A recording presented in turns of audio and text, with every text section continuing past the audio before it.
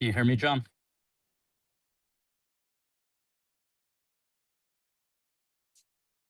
We rotate every. I was supposed to vote a red eye. My husband was not pleased. I was like, Just make sure to put yourself on mute while we go into executive session. Yeah. Yeah, I was like, this is like usually.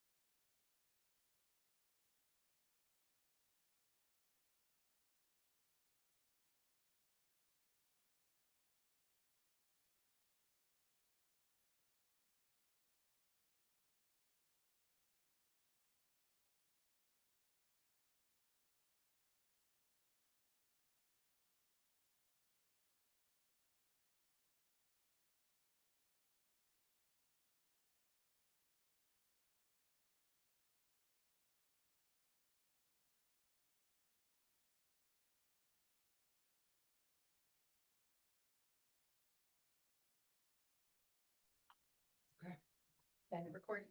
Recording. Okay. Good evening, everyone. I'll call to order this Tuesday, August 25th meeting of the Fairfield Plan and Zoning Commission. We'll begin with meeting minutes from our August 11th meeting. Can I please have a motion on the item?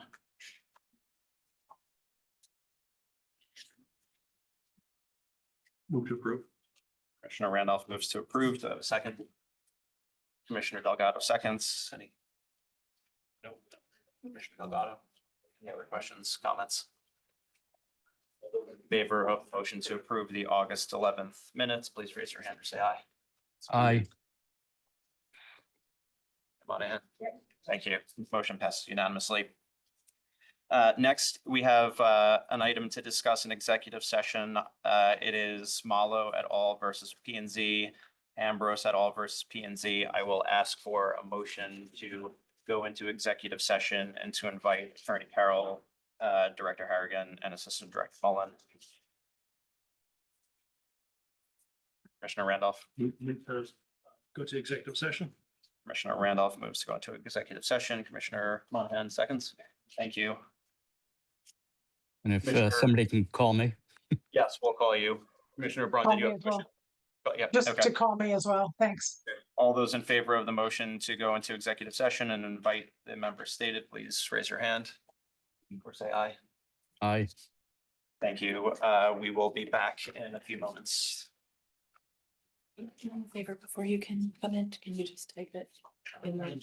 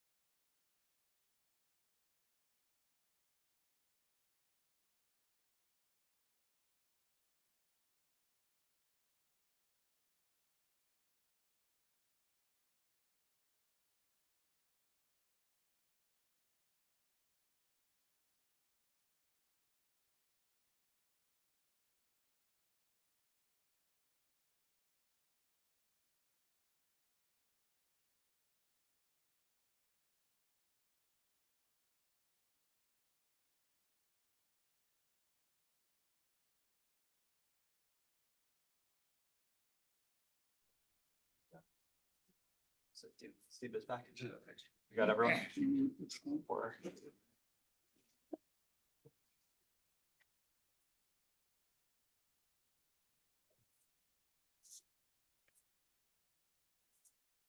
Okay, it is 7:29. We are back from executive session.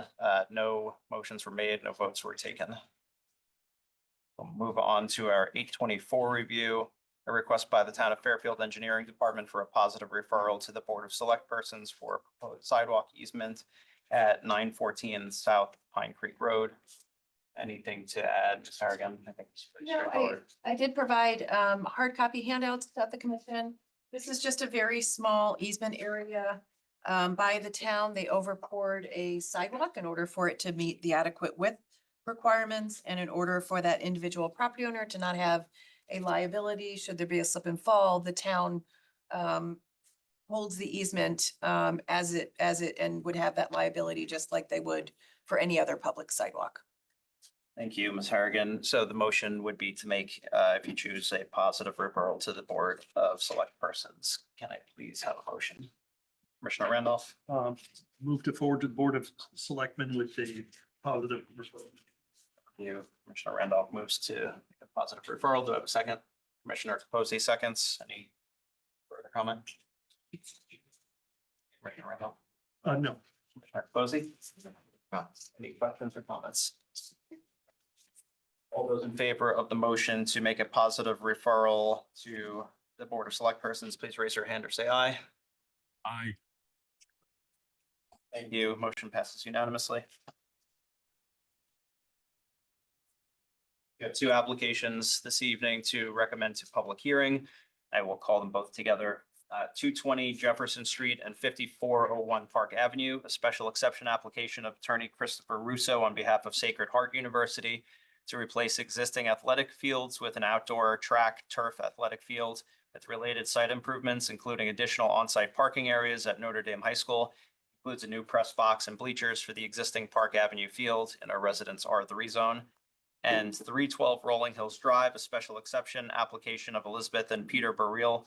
I'm not sure if I said that correctly, so apologies, for filling and regrading in excess of 250 cubic yards in conjunction with the installation of a pool and concrete patio as an accessory to a single-family residence in a residence AAA zone.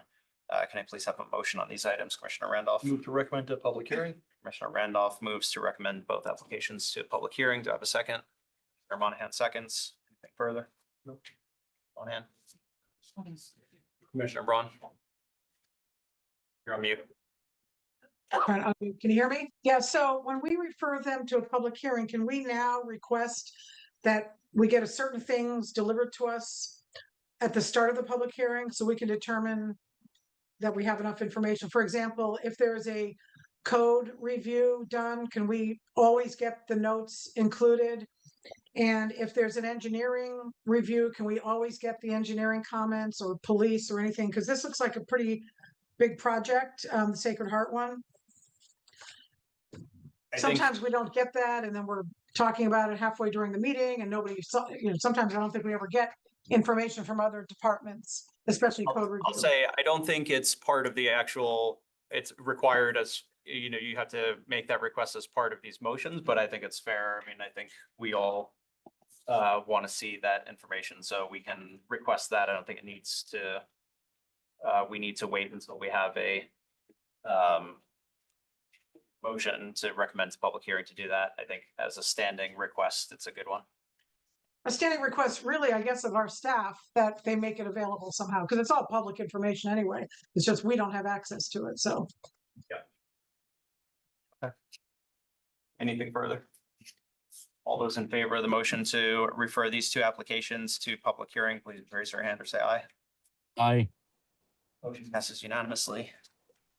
Next is a compliance application for 18 Halley Court, part of 12 Halley Court, sign compliance application of FG Signcraft LLC on behalf of tenant Mary Maids for a sign to be located on a metal porch roof in the Commerce Drive Area District / Designed Industrial District. And on this item.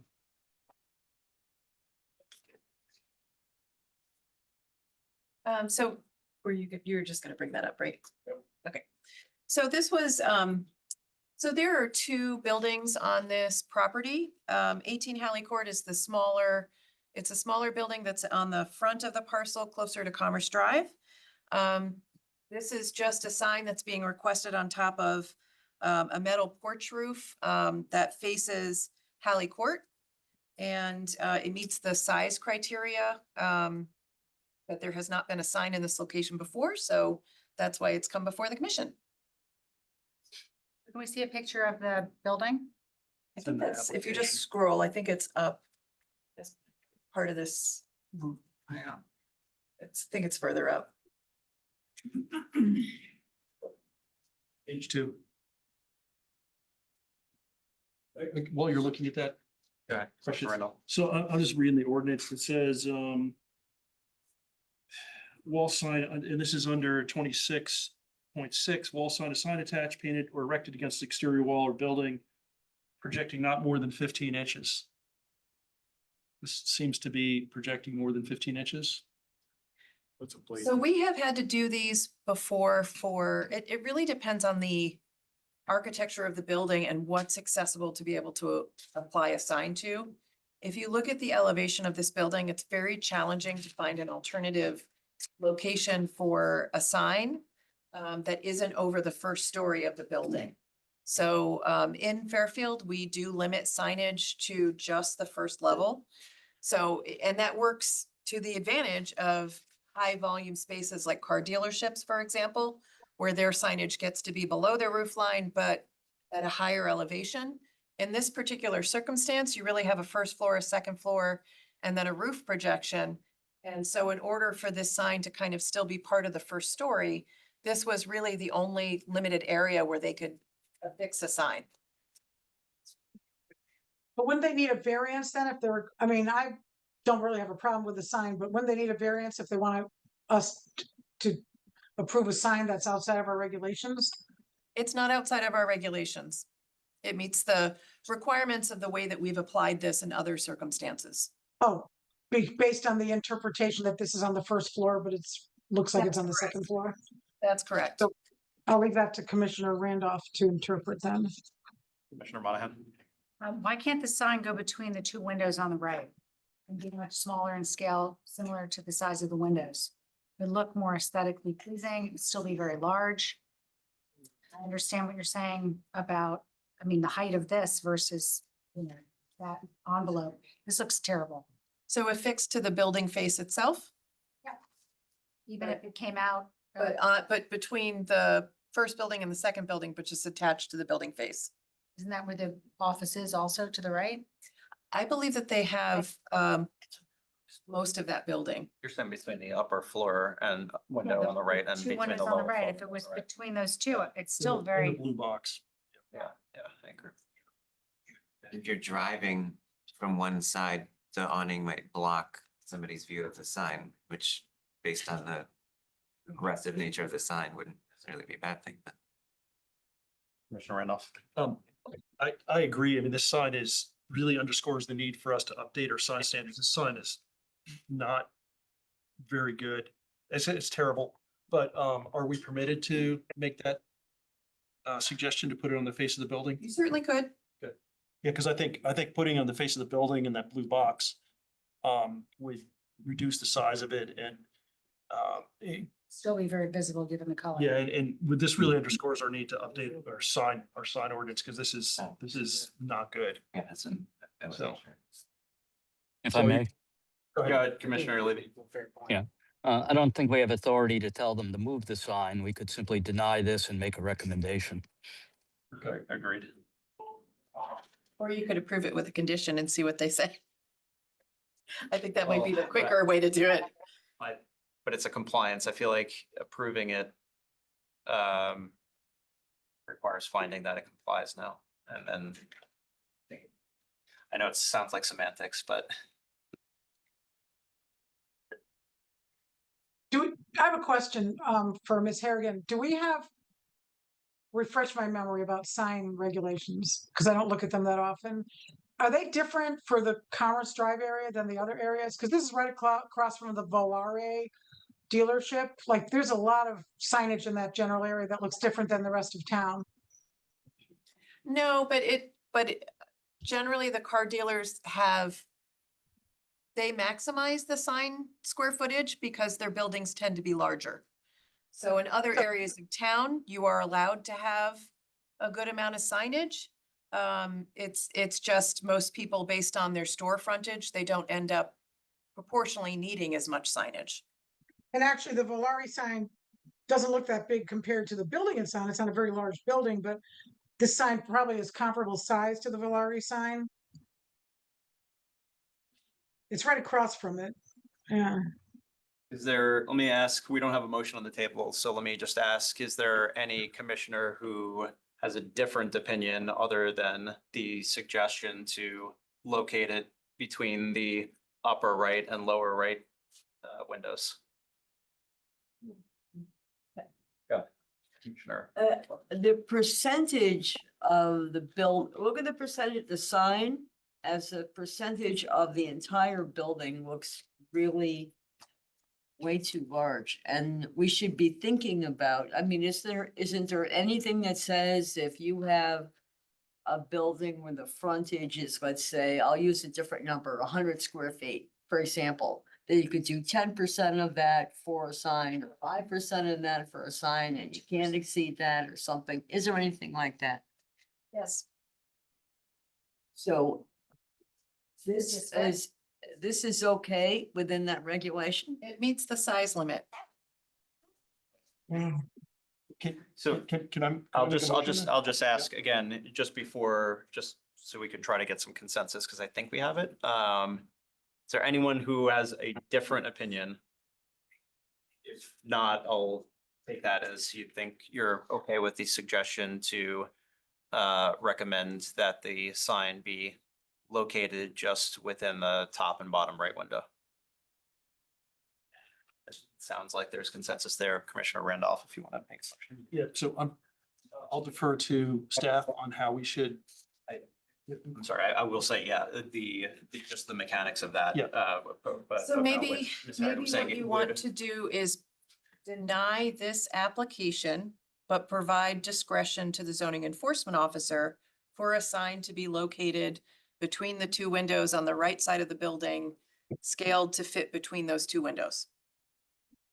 I move, Jody, did you get that? Okay, all right, yeah, so I move to deny and give the zoning officer the discretion to put the sign in the area indicated by the blue box between the first and second story window on the masonry face. Okay, Commissioner Randolph moves to deny and to give the zoning enforcement officer the discretion as he articulated. Do I have a second on that motion? Commissioner Capozzi seconds. Commissioner Randolph, anything else to add? This underscores the need for us to update our zoning regulations on signage because they're obviously grossly inadequate right now. So, I also don't think that's. Hang on, let me just get to Commissioner Capozzi. Oh, I have no further comment. Commissioner Montans. I also don't think that sign is centered.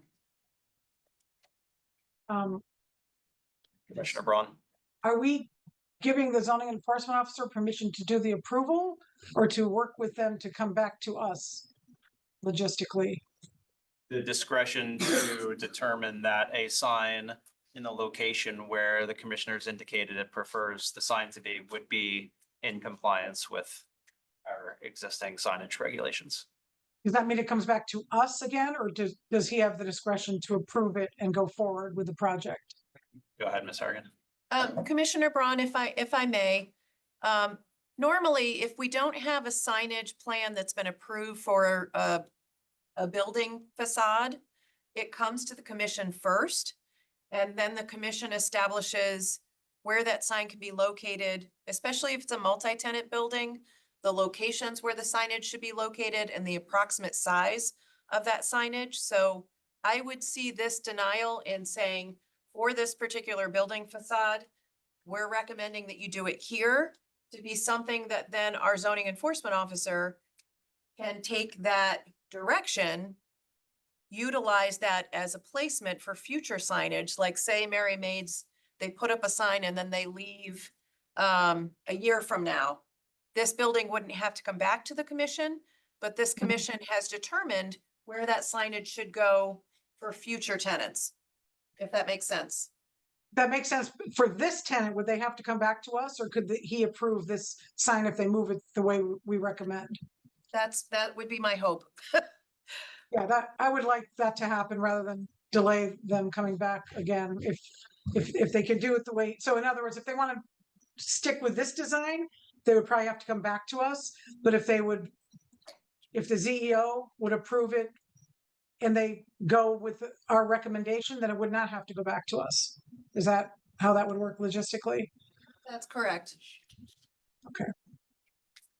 Any other questions?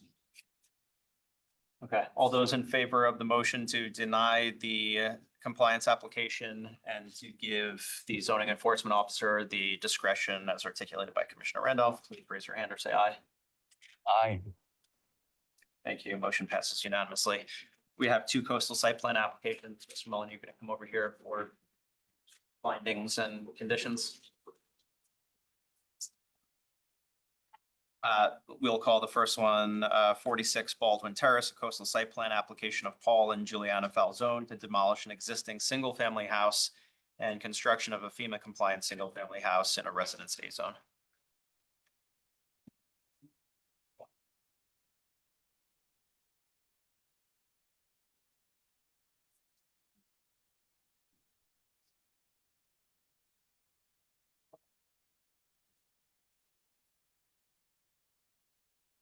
Okay. Good evening, ladies and gentlemen of the commission. My name is Jonathan Mullen, Assistant Planning Director, Town of Fairfield. I will read the conditions, findings and conditions of approval for the coastal site plan application for 46 Baldwin Terrace. Number one, for the findings are that the entire site is located in the AE 11 flood zone. Number two, the state of Connecticut Department of Energy and Environmental Protection reviewed the proposal and provided a letter dated August 4th, 2026 with recommended conditions of approval. Number three, if all conditions provided are followed, the proposal is consistent with the Coastal Management Act and will not adversely impact coastal resources. Conditions of approval are as follows. Staff recommends the following conditions in approving this coastal area management plan project. Number one, soil erosion and sedimentation control shall be installed and maintained during the entirety of the construction project at the subject site. And number two, the applicant shall adhere to all conditions listed in the state of Connecticut Department of Energy and Environmental Protection letter dated August 4th, 2026. Thank you, Mr. Mullen. I'll ask for a motion on this item and just again, remind the commission for this and the next item. If you are moving to approve to also move to approve while adopting the findings as articulated by Mr. Mullen and the conditions. On the item, Commissioner Randolph. Move to approve with the adopted conditions as articulated by and findings as articulated by Mr. Martin. Thank you. Commissioner Randolph moves to approve. Do I have a second? Commissioner Braun seconds. Second, yeah. You. Anything further? No. Anything further, Commissioner Braun? Just a couple of sort of standard questions I asked for most of the coastal site plan reviews. How close is this to the nearest tidal wetland? It is 538 feet to the nearest tidal wetland to the northeast and 1,360 feet from Long Island Sound to the south. Is there any concern that this is close to a tidal wetland? And although it does state that it would, the DEP report said that there would be a small decrease in impervious cover on the site, I assume because they're building it up for FEMA compliance? Is that where there's a decrease in impervious cover? There is a decrease in impervious cover. Okay, so this would have less of an impact on tidal wetlands, if any. I assume there's no impact on tidal wetlands. Certainly DEP didn't mention anything. Not if all conditions as, Okay, you know, if the ENS controls are in place, then no, there should be no impact on tidal Okay. wetlands. thank you. Any other questions, comments? Okay, all those in favor of the motion to approve the coastal site plan application while adopting the findings and conditions as articulated by Mr. Mullen, please raise your hand or say aye. Aye. Thank you. Motion passes unanimously. Next is 172 Alden Street, a coastal site plan application of 172 Alden LLC to demolish an existing single-family house and construction of a FEMA compliant single-family house in a residence-free zone. Back to you, Mr. Mullin. Okay, good evening again, ladies and gentlemen, of the commission. My name is Jonathan Mullen, Planning Director, Assistant Planning Director, Town of Fairfield. Findings are as follows for this coastal site plan. One, the entire site is located in the AE11 flood zone. Number two, the Town of Fairfield Planning Department has reviewed the proposal and provided conditions of approval. Number three, the State of Connecticut Department of Energy and Environmental Protection has reviewed the proposal and provided a letter dated August 5th, 2026 with recommended conditions of approval. Number four, if all conditions provided are followed, the proposal is consistent with the Connecticut Coastal Management Act and will not adversely impact coastal resources. Conditions of approval are as follows. Staff recommends the following conditions in approving the coastal area management plan project. Number one, soil erosion and sedimentation controls shall be installed and maintained during the entirety of the construction project at the subject site. The applicant shall provide drainage for the new concrete patio. And number three, the applicant shall adhere to all conditions listed in the State of Connecticut Department of Energy and Environmental Protection letter dated August 5th, 2026. Thank you, Mr. Mullin. Do I have a motion on the item? Commissioner Braun, Move to approve with conditions. and adopting the findings articulated by Mr. Mullin. Well, Thank you. I'll wait for a second. Yeah. Thank you. Commissioner Braun moves to approve. Do I have Commissioner Monahan seconds? One second. Commissioner Randolph second. seconds. Thank you. Commissioner Braun.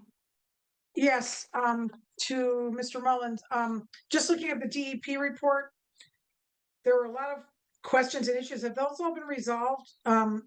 Flood vents, I don't remember if you mentioned that as one of the conditions. Also, the HVAC should be shown, the elevator on the ground floor is not to code, foundation level basement is shown. Has all of that been rectified and resolved? That was in their letter dated August 5th? Yes, to answer that question, Commissioner Braun, the plans for this project were sent to DEP kind of in parallel with comments that I sent back to the applicant to make revisions to the plan. And during the time that the DEP was reviewing the plans, the applicant made all the recommended changes, and those are all reflected in these conditions. So all these have been addressed. That's great. Thank you. Commissioner Randolph, Nothing further. Commissioner Monahan. I know we have to approve this, that they're in their right to build it.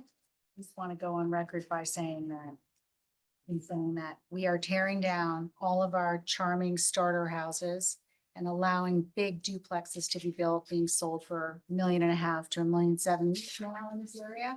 And while it's great that we're adding housing stock, we are taking away introductory housing that we need in town.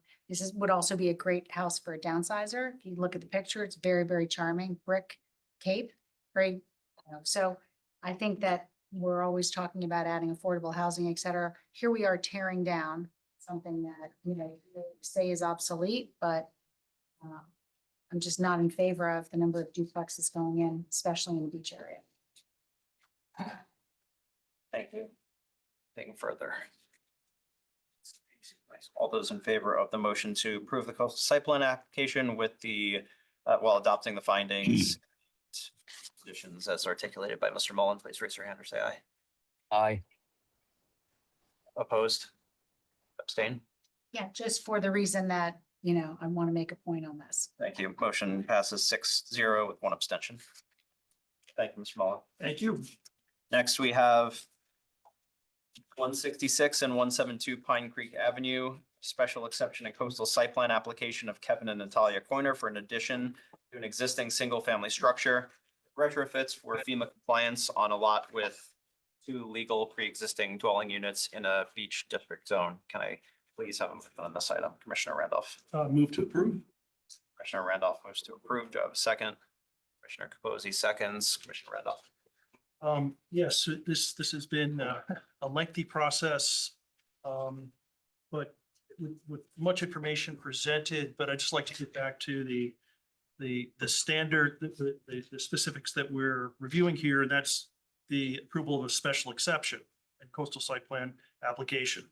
And so the standards, just for the record, for the conditions of approval for special exception are the location, and this is, I'm just reading from 31.4.1 of our ordinance.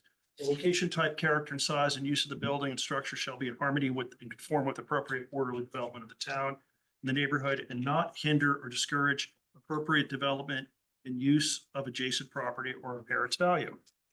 There was some information that was general in nature, talking about the value, but none of that was specific or convincing. B, nature and location of the use and building or structure shall be such that there will be adequate access for fire protection.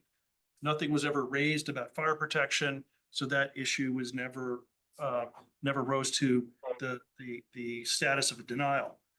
C, the streets serving the proposed use shall be adequate to carry prospective traffic. Provision shall be made for entering and leaving the property without creating undue hazard or traffic congestion. And it goes on. There was no evidence said that it contradicted that. It said landscaping shall be provided in accordance with section 30F of these regulations. I don't believe that was ever contested. And the proposal shall be in conformity with the master plan of the town. The proposed house is consistent in form, shape, and use to the adjacent building. So while a flood of information was unleashed upon this commission, that a lot of it, none of it really contradicted any of these general standards, which is what we're here to evaluate. So I'm proposing the approval of this because it met all of standards A through E in our section 31.4.1. Thank you, Commissioner Capozzi. Yes, I agree with everything that Commissioner Randolph said. In particular, one of the criteria that was most important to me was point 2 or point B, which was is the nature and location and the use of the buildings or structures then it shall be such that there is adequate access. Oh, sorry, that was the wrong one. The type and character, point 1, type and character and size of buildings in harmony with and conform to the appropriate and orderly development of the town and neighborhood, and not hinder or discourage the use of adjacent property or impair its value. So the Noren's house at 178 Pine Creek Avenue is approximately 3,500 square feet. The Coiner's new home, as was articulated to this commission, is under 3,000 square feet. It seems to be in accordance with the sizes of the newer homes that have been built along Pine Creek Avenue, and not in disproportion.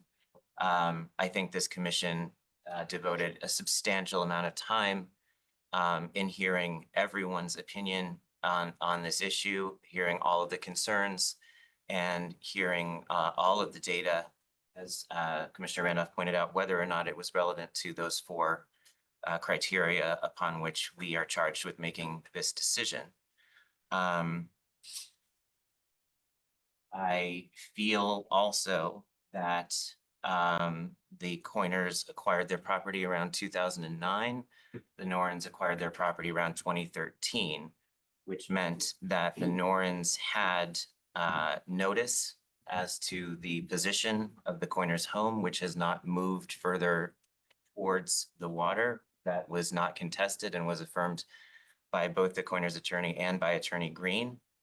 And the Norens had ample opportunity to knock on the Coiners' door and say, what are your plans for this property, prior to acquiring their property. I just wanted to point that out for the record. And again, I wanted to reassert that this commission devoted ample time to hearing everyone's concerns. And to Commissioner Randolph's point, our commission is charged with making this decision based on those 4 criteria, which I think, as Commissioner Randolph articulated, the Coiners have. Thank you, Commissioner Levy. Yes. We've spent a lot of time on this, and what's particularly disturbing is that there are no legal or factual issues which which have not previously been decided by the courts. The past history is irrelevant as to how it got here. Judge Radcliffe said they needed a special exception, and the Conyers are here for that purpose. But the Bertozzi-Castelli case and also the Morrison case from Judge O'Hanlon resolve all of the issues and the misinformation that we were presented. In the Castelli case, the court noted there that the record reveals that during the deliberations, the commission considered plaintiff's claim that the proposed location of the new residence on defendant's property would obstruct plaintiff's water views, which in turn would negatively impact the value of the plaintiff's house. Now, that claim was again made here, even though the parties should have been aware, and I'm sure they were aware, that the court, in a decision that where cert was denied, so it's a final trial court decision, Judge O'Hanlon said, the invalidity of plaintiff's argument is analogous to the reasoning of a line of cases holding that diminution of value cannot be raised against a permitted use in a specific zone, since the commission's legislative act in allowing the use, or here in adopting the setback regulations, establishes a conclusive presumption that such use does not adversely affect the district and precludes further inquiry into the effect. So basically, the whole issue of view should not have even been an issue presented. In terms of its harmony, I mean, it is in harmony. There's a slight increase in the, where they're adding on towards the middle of the property, but the setbacks, it's in compliance with the setbacks. Based on the more accurate A2 survey, the lot coverage is actually decreased. So we spent a lot of time. We shouldn't spend much more time on it tonight. It should be approved, and as a matter of law, the question about view and many of the other issues should not have even been raised. Thank you. Thank you. Commissioner Monahan.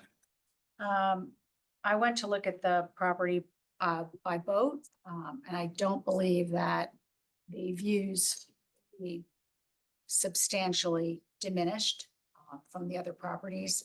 I do think this building is very large and larger than it appears from the view from the street between two houses. The biggest issue I had on this entire deliberation was the size of the existing property going back historically. And, you know, I sent Ms. Harrigan an email today indicating that I would love our surveys to include more of a breakdown going forward so that, you know, we have all the different uses on the property accounted for, percentages, and also square footage, so that we, going forward in the future, you know, it would be a little bit easier for us to compare apples to apples. Thank you. Commissioner Braun. I'm not supporting this because I believe we do not have the information that the applicant should have provided to us, and it has nothing to do with views or diminution of value. Our regulations require a polygon, and they admitted they didn't do it. And that was one piece of it. So our regulation 37 states that they were supposed to provide in their metrics a closed polygon with sides parallel to and everywhere 10 feet outside the perimeter footprint of the building, etc. They also did not provide, in my opinion, an adequate survey. The survey was only for the placement of structures and not a boundary survey. So that, to me, renders other measurements flawed or not necessarily believable, and keeping in mind the burden is on the applicant. So it also appears as though there's a coverage violation right now, meaning it exceeds the coverage that we allow under our regulations, what is currently there, and that was built after the regulations for the beach district were passed in 1989, which makes it not a legally non-conforming use. So if there's a violation, we cannot approve a special exception. So based on the inadequate survey that was provided and the lack of information that our regulations require, I believe we should deny this without prejudice for them to resubmit it. Thank you. Anything further? I'll just add, I just want to thank Commissioner Levy for his typical thorough legal explanation of the case law behind this. I think, there's a lot of emotion in this, understandably, on both sides of the argument. And at the end of the day, there's a special exception application that requires us to remove that and just consider the criteria that are before us. And for the reasons Commissioner Levy articulated, I believe this warrants approval. Commissioner Monahan, go ahead. So the note that Ms. Braun made about there being a violation, if there's a violation, we can't approve it. Can you expand on that? Commissioner Braun. Yeah, Commissioner Braun or.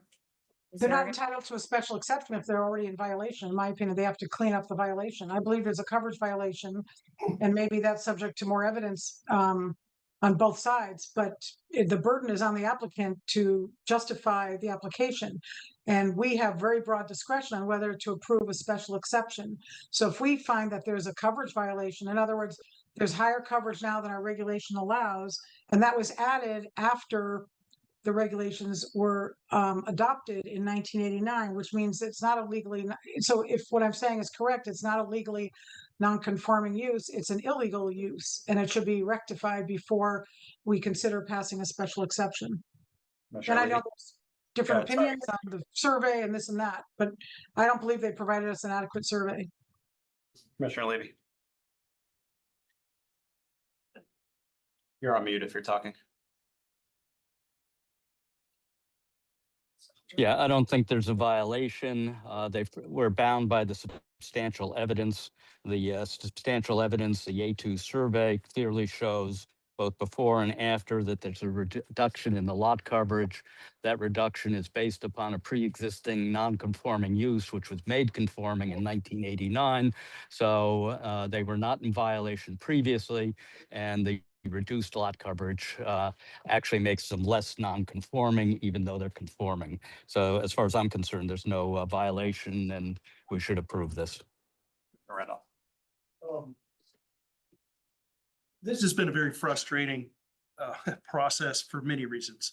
One, because of the, I'll say the excessive and often irrelevant information that's been provided to intentionally confuse and obfuscate. And I'm very concerned about a commissioner questioning the technical ability of our staff to make judgments. Our staff is what we rely on. This is their full-time job. And any allegation that they have incorrectly done something should be taken to staff privately and not aired to compromise the integrity of this commission or this department publicly.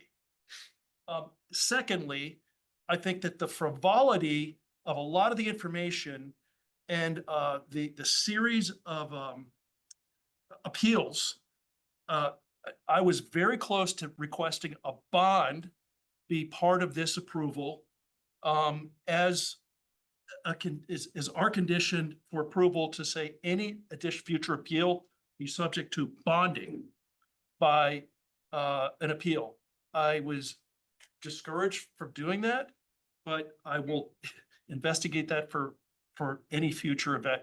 But the fact that we have commissioners questioning the ability of licensed professionals on staff is something we need to discuss as a commission, is potentially untoward criticism of our staff and the capability of our commission. Sorry. Commissioner Braun.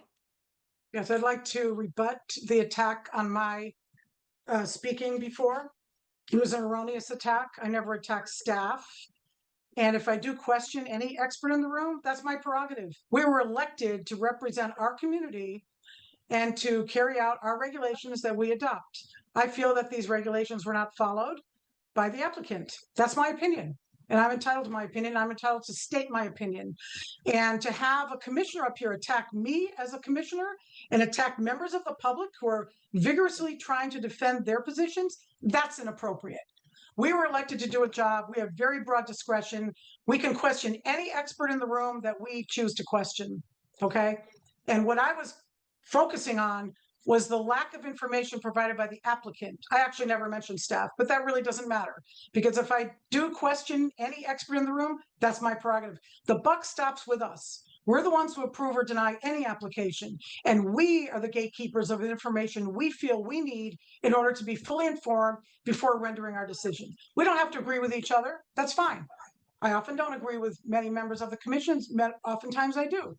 But in this instance, I don't agree, and I'm entitled to my opinion. And I just find it unfortunate that a fellow commissioner or vice chairman would attack me for indicating, what I believe to be the facts of this case. Go ahead, Director Harrigan. Mr. Chair, can I just ask Assistant Director Mullen just to state the findings and the conditions? Yes, please. Okay. I gotta pull it up, excuse me. Okay, I'm sorry. Ready to go, sorry. Just, and if Commissioner Randolph and Commissioner Capozzi are both okay with amending their approval to include, that would be great. 1 second.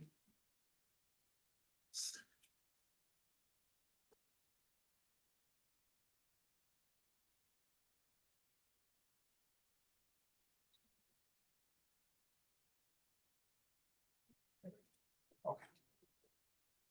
So I will read the conditions as. There you go. Okay.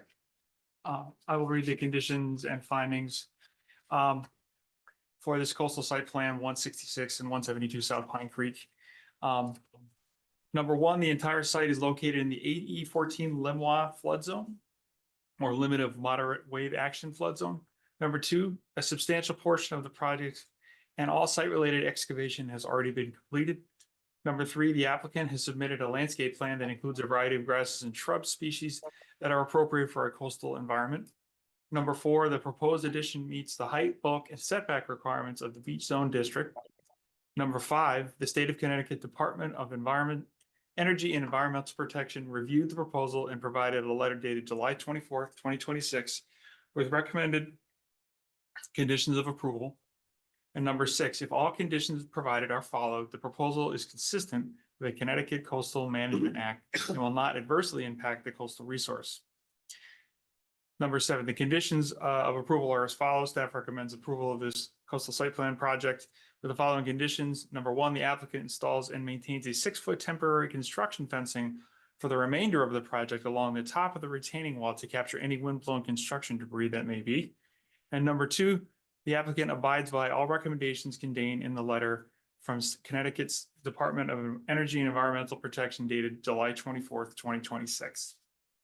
And Mr. Chair, if I could just add some additional request for condition. All of the property owners who are along Pine Creek Avenue here are subject to the Pine Creek dike easement, and the engineering department had requested that the applicant confer with them on the stairs that are shown extending down to that easement area. I believe that the applicant and the engineering department have had initial conversations about that, but I just wanted to reiterate that easement requirement. And that's not in the written comments, It is right? not. So, Joe, do you have that? Is it up to or down to? Down to. Down to. And Commissioner Randolph, good with that? Yes. And Commissioner Capozzi? Yes, of course. Okay, anything further, Commission? Okay, all those in favor of the motion to approve the special exception application with the conditions as articulated by Ms. Harrigan and Mr. Mullen, raise your hand. Coastal site plan. And coastal site, yes. Yes, thank you. Opposed? Okay, thank you. Motion passes 5-2. We'll move on to our public hearing. I'll just note that there were two items that have been postponed. The last two items on the agenda, 1610 Fairfield Road and the zoning regulation amendment from the town of Fairfield. So those will not be heard tonight, and these items 1 and 2 are the case. So I'll call them together. 2131 Black Rock Turnpike and 414 Stilton Road. Special permit application of attorney John Fallon on behalf of contract purchaser Still Rock LLC to demolish 2 existing one-story mixed-tenant commercial buildings and replace with two three-story mixed-tenant commercial buildings, each approximately 25,000 square feet. Site plan modifications, public plaza and outdoor dining areas in a design commercial business district zone, and a zoning regulation amendment. Application of attorney John Fallon on behalf of Still Rock LLC to modify section 6.5.1.A.1 of the design business district zone regulations to permit a 25-foot setback from the property line when a public plaza or pedestrian amenity space is provided, in addition to more additional setbacks where corner plazas are provided. And just for any members of the public who are here or watching online, we're going to have a presentation by the applicant, and then we will turn it over to public comment after that. Good evening, Mr. Chairman, members of the commission. For the record, my name is John Fallon. I'm here tonight happily representing the applicant. We're very excited to be here. If I can be allowed a little enthusiasm here in the beginning. This is, I think, a landmark development for our town, as we'll lay out for you tonight. It's exciting, it's innovative, and it's the vision of the Kleban family, who, as I'll elaborate, have a track record here that is unsurpassed in terms of Fairfield commercial development. The property is located at 231 Black Rock Turnpike and 414 Stilson Road. It's been known historically as Dolan's Corner. It's improved at this point with a one-story commercial building with retail and restaurant use and a one-story medical office. It also has probably the highest number per acreage of curb cuts in the town. And that's important because, as we'll elaborate on, that's one of the many things that we're addressing here with this proposal. Now, Still Rock LLC is an entity of Kleban Properties, as I said. We're joined tonight by, I think, 3 generations of Klebans. I think Mr. Kleban, Al Kleban, is hopefully watching on Zoom. He was here in person at the last hearing, and he thanks the commission for your time and attention. Mr. Ken Kleban is here as well, who you'll hear from during the course of our proceedings, and Mr. Evan Kleban. So 3 generations of innovative, responsible, and high-quality development, which Fairfield has benefited from for many decades.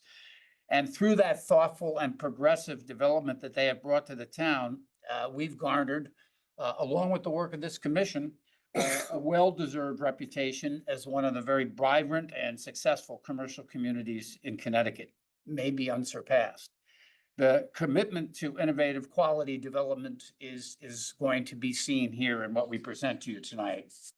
The site is important because it's obviously what I like to refer to as a gateway location on Fairfield's most active commercial corridor.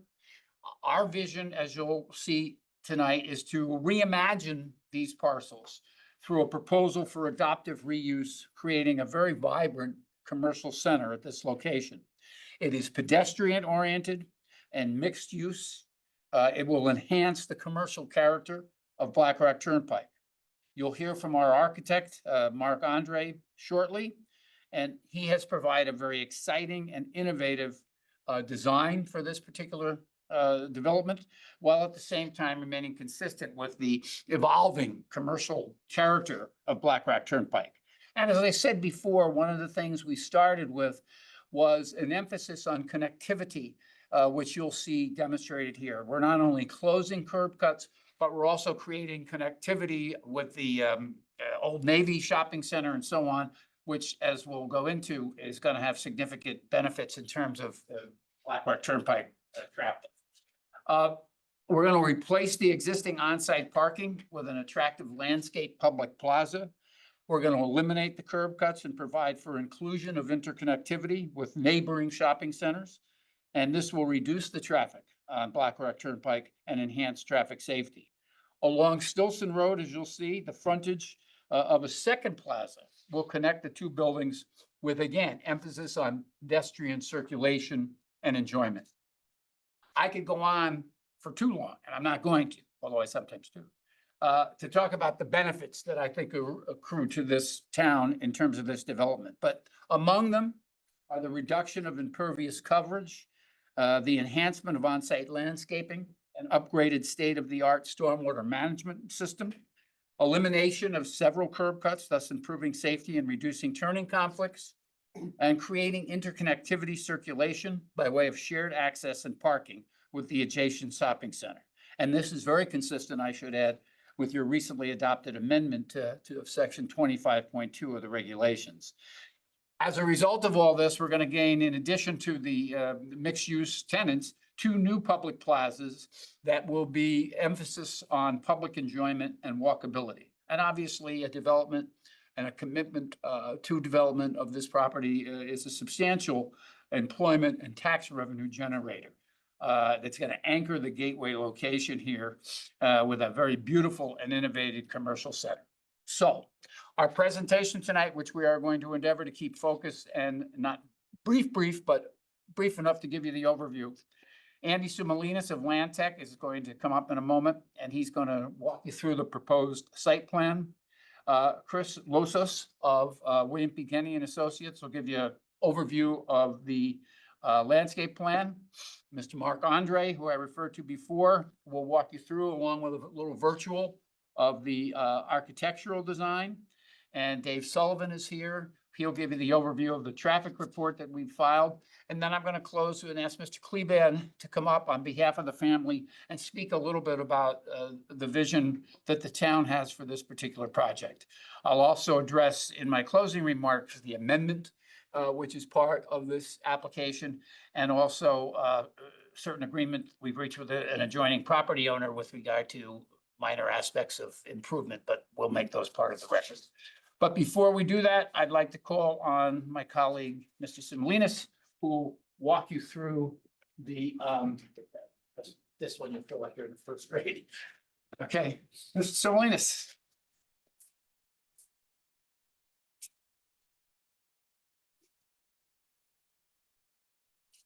You're going to go ahead and share, right? Yeah, I'm going to share on that.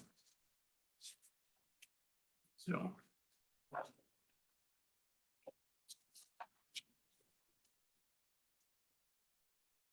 Good evening, everyone. My name is Andy Sumalides. I'm a professional engineer and principal with Land Tech out of Westport.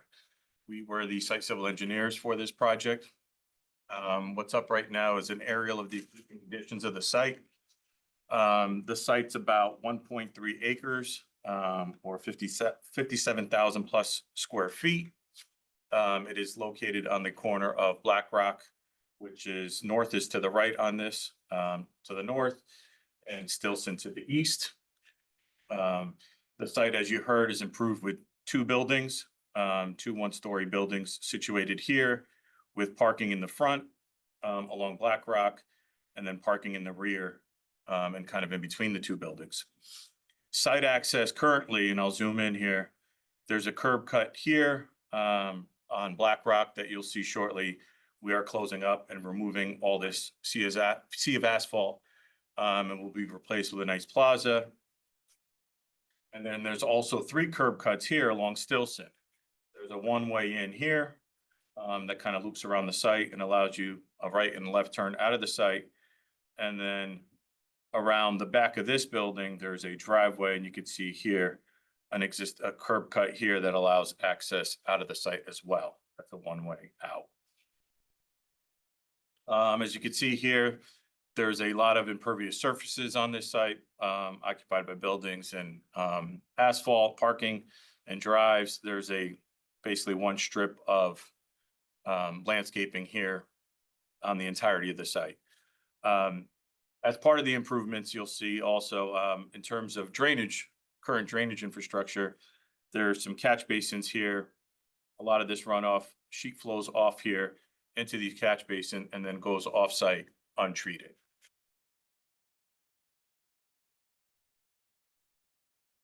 So here's our site layout plan.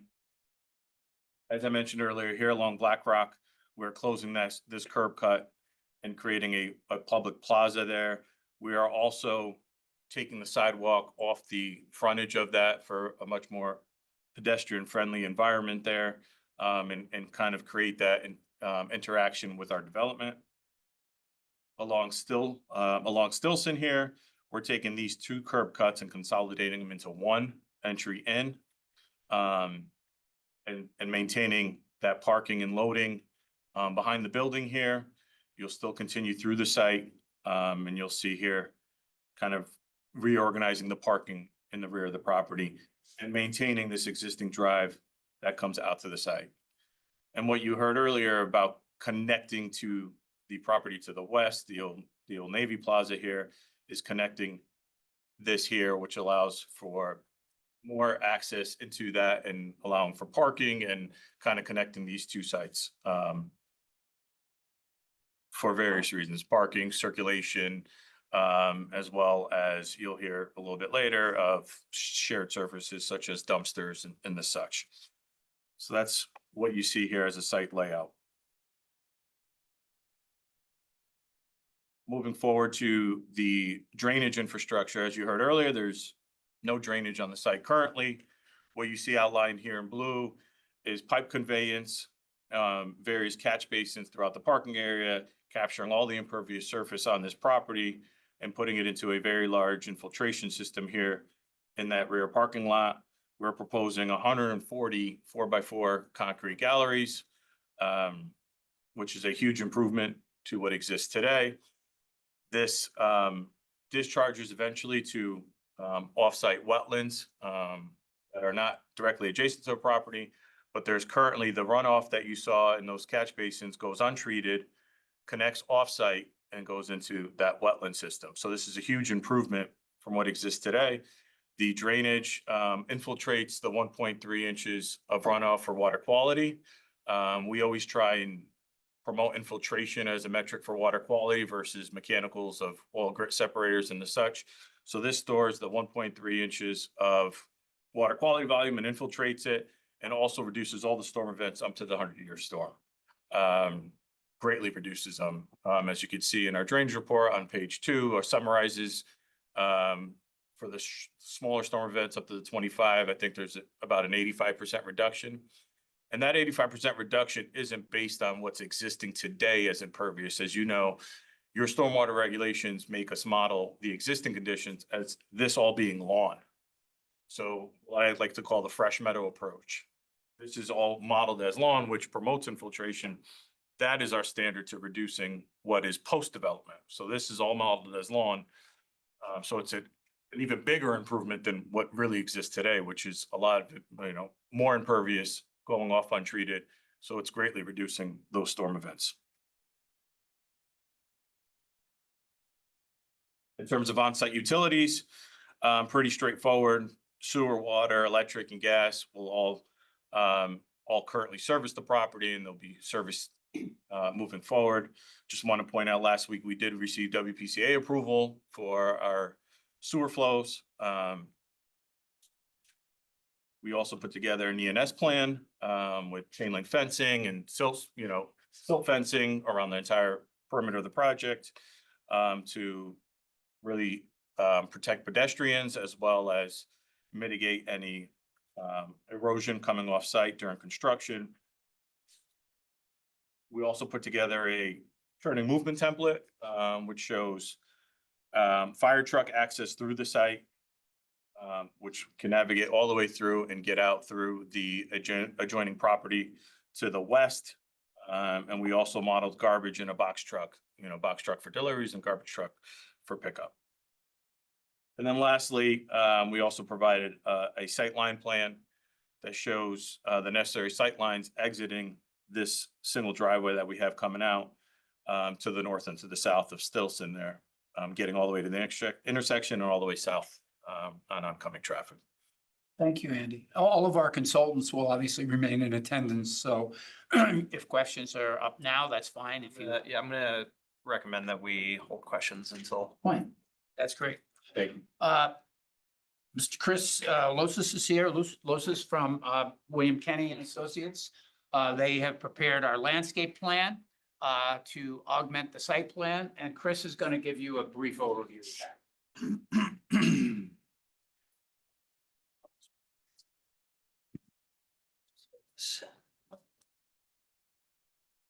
I'll keep the. Wait. Good evening, members of the commission. I'd like to just briefly walk through the landscape and lighting design for the proposed development at the corner of Black Rock Turnpike and Stilson Road, which includes the two new buildings. Along Black Rock Turnpike, we're proposing a naturalistic mix of native grasses, deciduous shrubs, and trees. The planting is designed to provide a strong streetscape while maintaining frame views towards the building. Bike racks and benches are located closer to the building to encourage pedestrian activity, as John mentioned earlier. Moving towards Stilson Road, we are preserving two existing sycamore trees, which are located right here on the plan. And the intent for that is to kind of create this strong corridor edge along Stilson Road. Further along Stilson Road, as Andy mentioned, is the proposed vehicular entrance, parking area, and roundabout drop-off. The two additional biking parking areas, as well as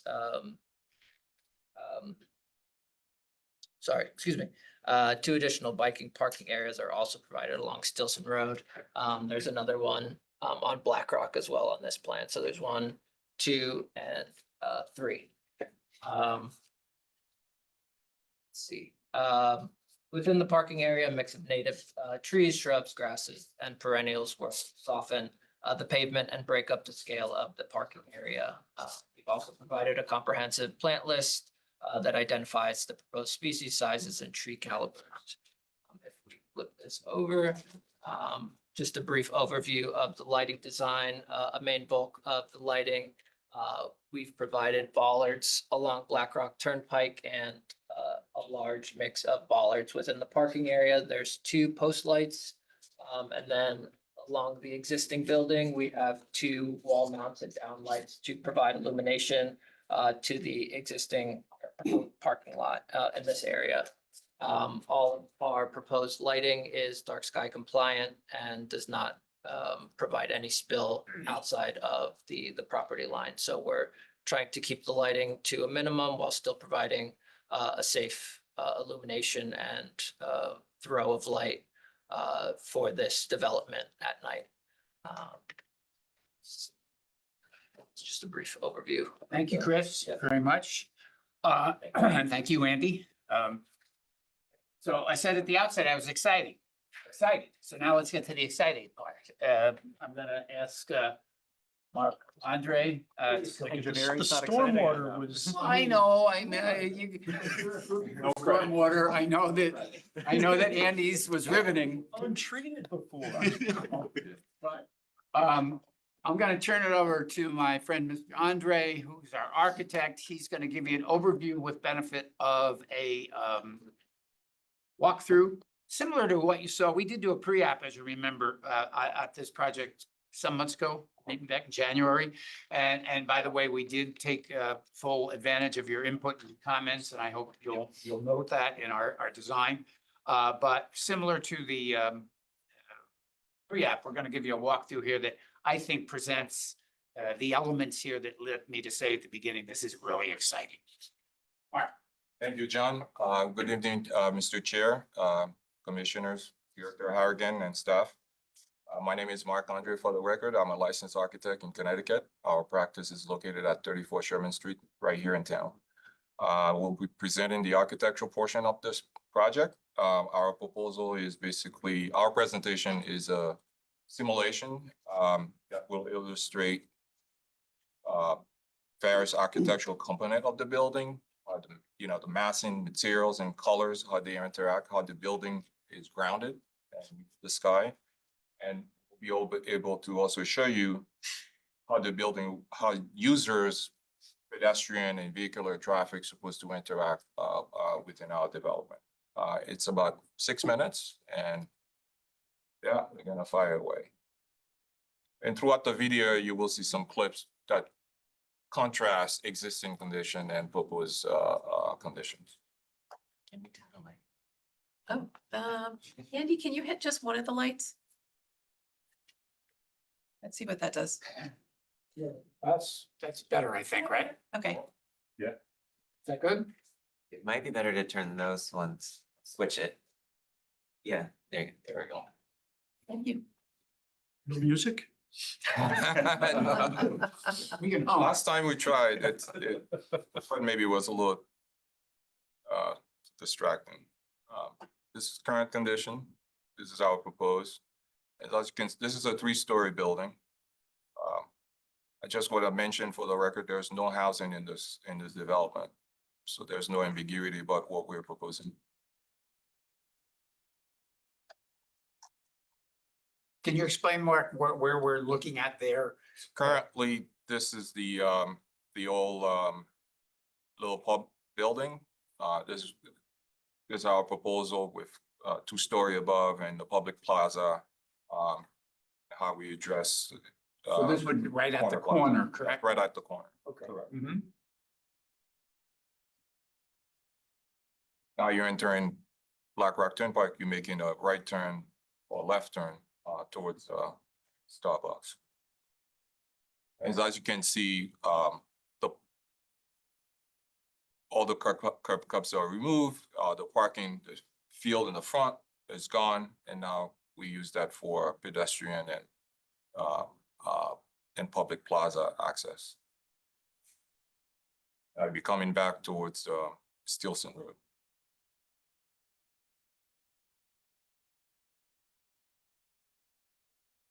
How many feet tall is the building? It's less than 52 feet. It's about 47 feet, I believe. You also show no overhead utilities, so they're all buried. Or there, on our side, there's no overhead or utilities. It's on the other side of Stilson Road. So if you see any rendering showing the overhead utilities, that's actually a misrepresentation of the current condition.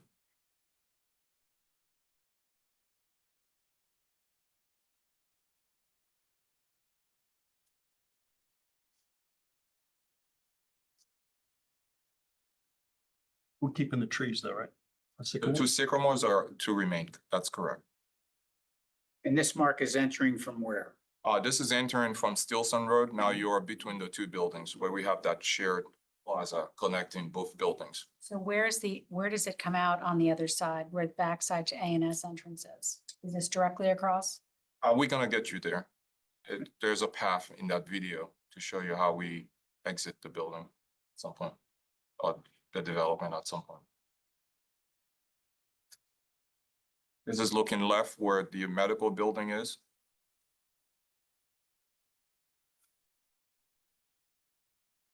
That's the existing medical building. And to the right is the little pub hardware store building.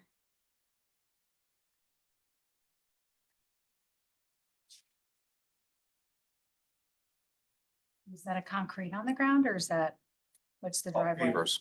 So we're mixing, so we're removing a lot of the asphalt, and so we're creating new texture. So we're between the plaza, the shared plaza between the 2 buildings, so we want to put like concrete pavers to soften the surface, to make it a little bit much more attractive. And the claimants have used that strategy throughout in different areas, and it's just a good way to soften the areas. This is the back looking at the Old Navy Plaza. Now you turning around, this is the back of our development. So if you were to exit, you'd be exiting on the right side where that pickup truck is. That's where the current existing driveway is. So to the far right of the building, that's the exit. You'd be exiting on Stilson Road. Now we're coming back towards between the 2 buildings and towards Stilson Road. Existing condition. Proposed condition.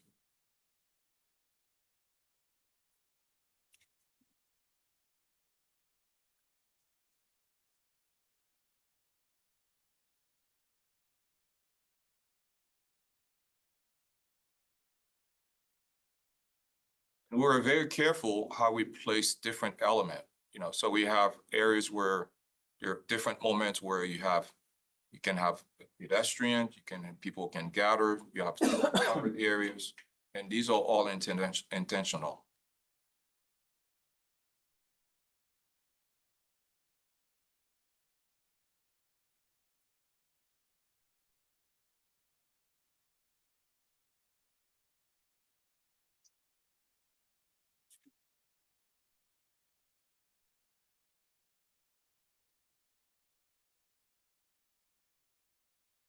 that a fountain? Is that one of the plazas, Mark? Yes, that's the office plaza area. We haven't finalized yet the design of the whether we're gonna have a water feature there, but that's the intent maybe to have one, but. And this will be the main entrance to the office building. As you can see, we spread out, you know, bike parking areas, sitting areas throughout. Changed mostly to brick as your Brick predominant. is the predominantly the primary material. Mix it with some metal siding.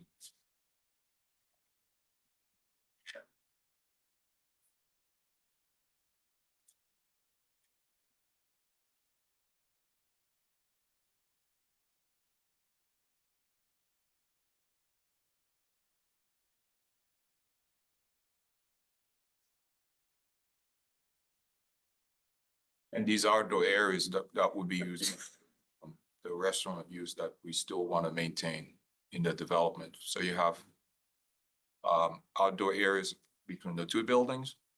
That would be the courtyard plaza, and then we have the plaza facing the Black Rock Turnpike, which is, as you walking towards that plaza now, and you will see it's very sheltered, so people will feel very safe if you approve this and we get to build it.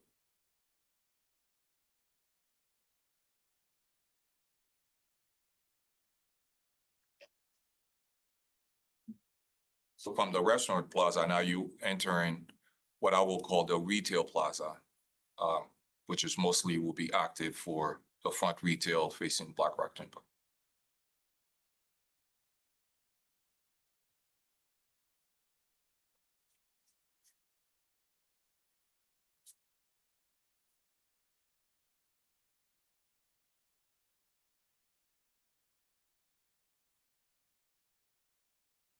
Spend quite a bit of time building every single detail. So you have a real sense what this really will look like, how you will feel when you're circulating, you know, in those public areas.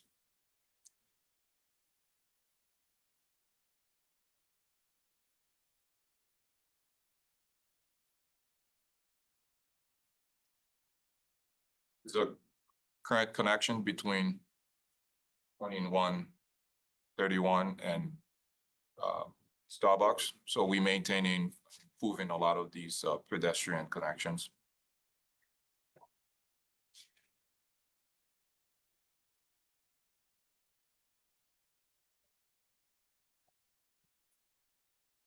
So currently your sidewalk is hugging the street, the edge of the pavement. So we pull it away so we can draw our pedestrian closer to our plaza. So they feel safety is kind of a loaded word, but the whole idea is like we want to draw people within our development. So I'm going to borrow this from Vice Chairman Wendell. The whole idea is that we want you to use our plazas, our centers, but we want you to park and then move from one patrons area to another, from one tenant, one business to another. Park once and walk around. And I think with this, that will conclude our architectural. I didn't see the exit on Stilson approaching the backside of the A&S entrance. Will those two be completely opposite each other, or will they be staggered? There's quite a bit of traffic coming out of the parking, lot from A&S. Just wondering. if You that- come out of the other side of the street? Yeah. Yeah. Yeah, so where you enter between the two buildings, that's only one way. So Andy, could you hit the light again? you have the option to either exit through the old Navy Plaza, or you can loop around and then exit in the back of the office building adjacent to the other development that was approved by. You want us to mount the site plan? Sure. Yeah, it's just not on any of the visuals. Could where you, the two driveways are. Share it again? Yeah, could you, Andy, just put the site plan up? I can't, no, don't worry about that. What we,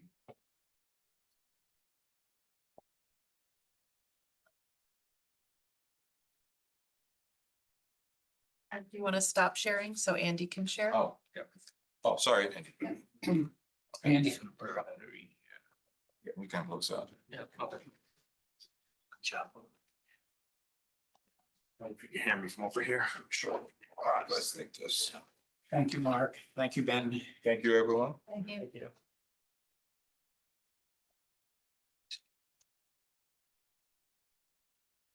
Andy Sumalides again. I think your question is this driveway here? House. The other side of the street, where it passes on Stilson. This driveway? What's the question? So where's the exit? This driveway right here, And then where's the entrance? right in here.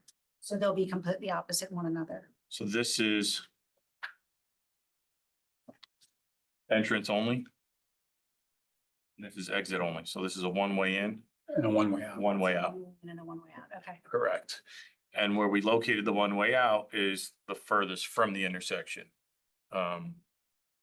So the best place to site an exit drive is the furthest you can get from that intersection. So that's why we maintain that and that's where we kept it. So you don't anticipate someone going from one side of the street to the other and crossing the road there, using their car? If they want to go into this plaza, they would come out of here and then pull into. Exiting the A&S parking lot. They won't make a straight shot, is what you're saying. I mean, they'll come around. More than likely. Oh, you're saying zipping through here to go straight across? Oh, the whole idea is that we want folks, if someone were to use ANS, the whole concept we're selling you, if someone were to use ANS across the street, they will park there. There would be no need for them to cross Stilson Road and park in front of the restaurant, you know, or in front of the commercial building. That wouldn't make any sense to us. So that's why we create that emphasis on plazas area where people feel welcome to actually walk in, opposed to you have a sea of fill up parkings and pavement and there's no landscaping where people feel more safer to just get into their car. So we want to provide a different way to use our centers. But if somebody, I'm sorry. By making, adding more landscaping, more softscape, and then encourage people to ditch their cars once they get into one of our centers and then just walk. Provided they can walk. I think to answer Commissioner Monahan's question, that That's not funny. if, you know, this was designed, we're gonna hear from Mr. Sullivan in a minute, to ensure, if somebody did want to go, despite what we're trying to achieve, from our parking lot to the A&S parking lot, by creating that one way in and one way out, we think we've created a very safe way for them to do that. So that they would come out and then take a quick right into the A&S lot. So it will be well controlled. Can we get to Mr. Sullivan, then we can, he's the last presenter. He is the last presenter, except then it'll be Mr. Kleban and I close. But yes, the pre-mentioned Mr. Dave Sullivan of SLR, who prepared the traffic analysis that was submitted some weeks ago. And he will provide you with a brief and parking, and he'll provide you with a brief summary of both of those documents. Mr. Sullivan. Good evening, David Sullivan. I'm with SLR. I have no videos, I have no sharing, and I have no boards. You're still exciting. Just me. So exciting. So, thanks, Mark, for making that stuff even more boring than it usually is. So. Yeah. And diagrams. That's the rule. I got a pen. So, I'll start with the traffic and I will go through this relatively quickly and certainly when there's questions, we can drill down on it. But the traffic study, we looked at the existing conditions and counted all the driveways to get a feel for what the existing traffic is there. We did our counts in May. We looked at crash data in the area, looked at the driveways. We reviewed the order study and things like that that has been done on Black Rock Turnpike and established what the existing conditions are. We then evaluated what is coming, and that is the replacement. And I want to emphasize that word because it's a replacement of some uses that are out there now. Of course, you've seen that it's going to look much better, but it also has some traffic today and it has some access components to it, which we think we're cleaning up. And yes, we are adding some traffic because we hope they're more vibrant uses. So one of the keys is the sight lines from the two new driveways. So there's been some talk, we'll have an entrance and an exit on Stillwater, on Stilson. And currently today, there's 4 driveways that access this site, 1 on Black Rock Turnpike and 3 on Stilson. So two of the full access driveways will become single entrance only. The exit driveway, the exit only will stay, I believe officially, you can go both ways there today, but it's fairly narrow, so it shouldn't be more than one way. And the Black Rock Turnpike, which is out of all these driveways, is the one closest to the traffic light. That one's being closed. So from an access management, it's tremendous. And the remaining driveway, we have the site distances, which need to be evaluated from the exit driveway. And Andy had talked about that. The measurements were made. We got travel speeds on the road to determine what the travel speeds are, what the 85 speed is, and what the required visibility is. And we meet it in both directions. So check on the sight lines. The next thing was to take a look at what the traffic generation is. And it's mixed use, so there is some shared trips, which we accounted for. There's some pass-by trips because there are some uses that may be spontaneous. And then we have the total and the net.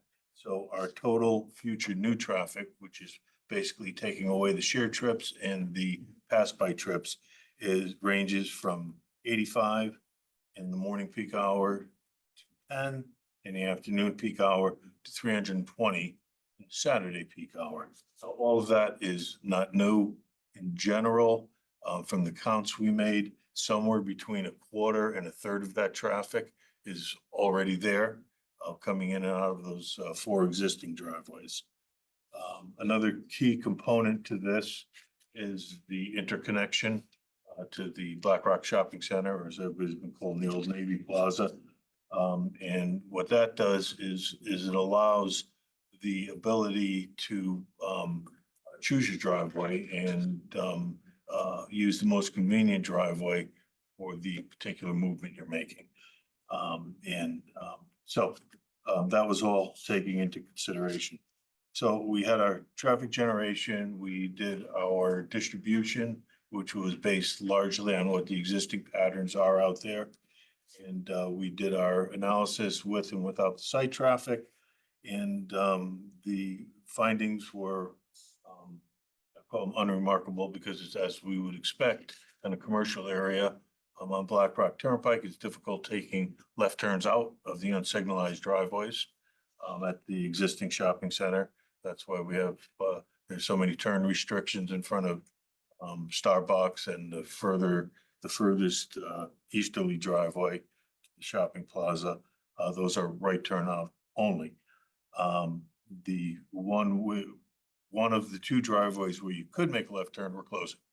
And so those left turns that exist today in the existing development now go away. That's the key. The other key on the findings is that along Stilson, the site driveways, the main one is the exiting where you typically have the biggest issues. And those we found to be Cs for the most part.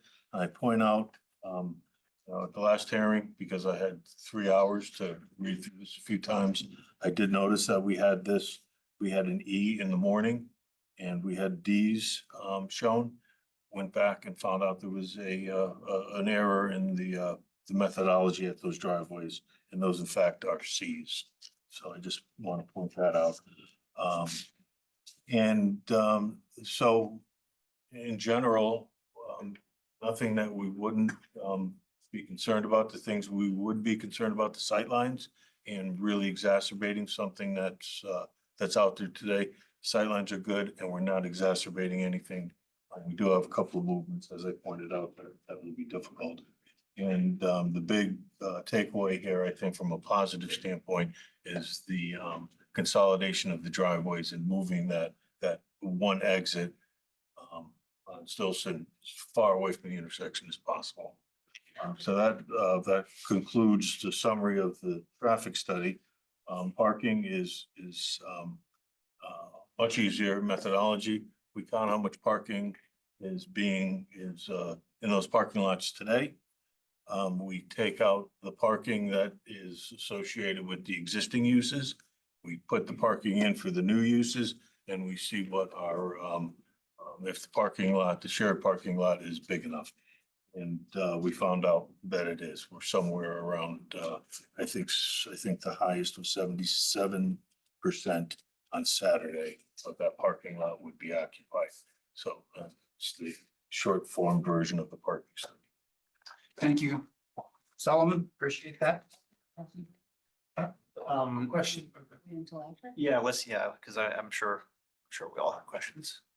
We'll come back. Okay, that's fine. We'll all be here.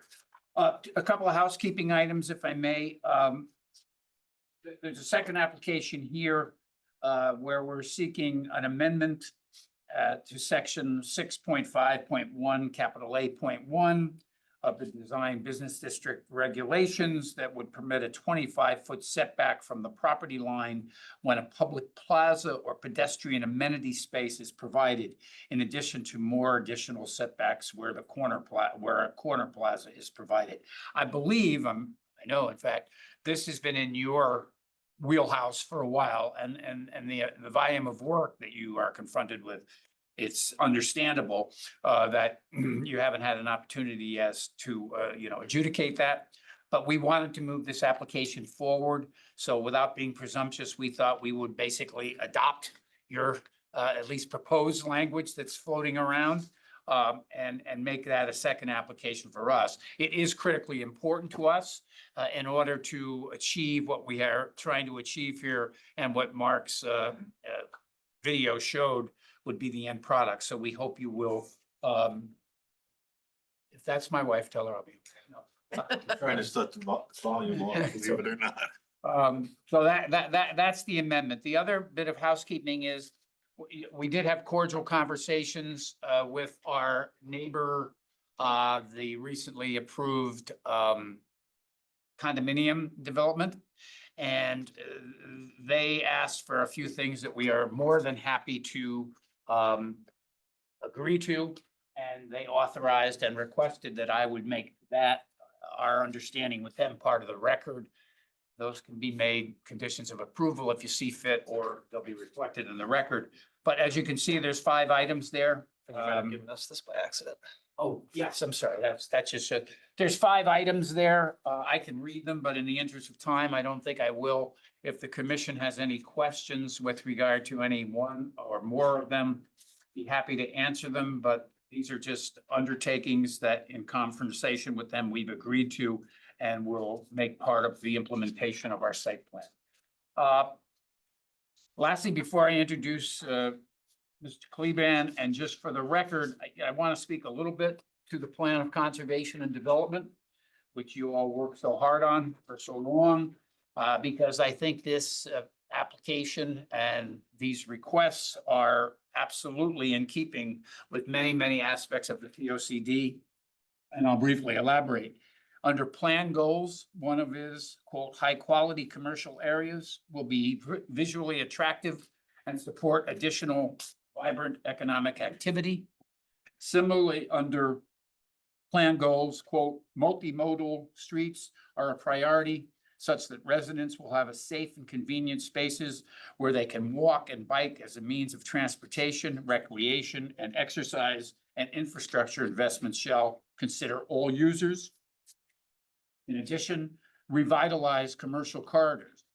Participants emphasized the importance of revitalizing core commercial areas, including the Black Rock Turnpike Shopping District.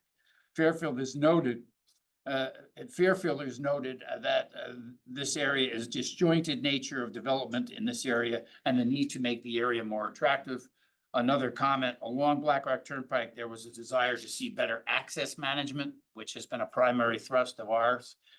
under the recommendations, quote, reimagine Black Rock Turnpike and Kings Highway as welcoming, walkable, pedestrian-friendly corridors through the use of design standards that encourage mixed-use development. And participants expressed the desire to see the town reimagine the streetscape and public spaces to make them places where people can come together and strengthen community bonds. And that, of course, makes me think of the plazas that we're supplying here. So I just wanted to take a moment with that because I know you worked very hard on the POCD, and I hope it's gratifying to see proposals coming forward that take advantage of the input that the POCD has given us to kind of frame the vision of what we're trying to create here. At this time, I'd like to call on Mr. Ken Kleban, who would like to say a few words to you as we close on behalf of the Kleban family. Ken. Evening. Ken Kleban, manager of Still Rock LLC. I am here with my son, Evan, who is the 5th generation of Kleban real estate professionals in Fairfield.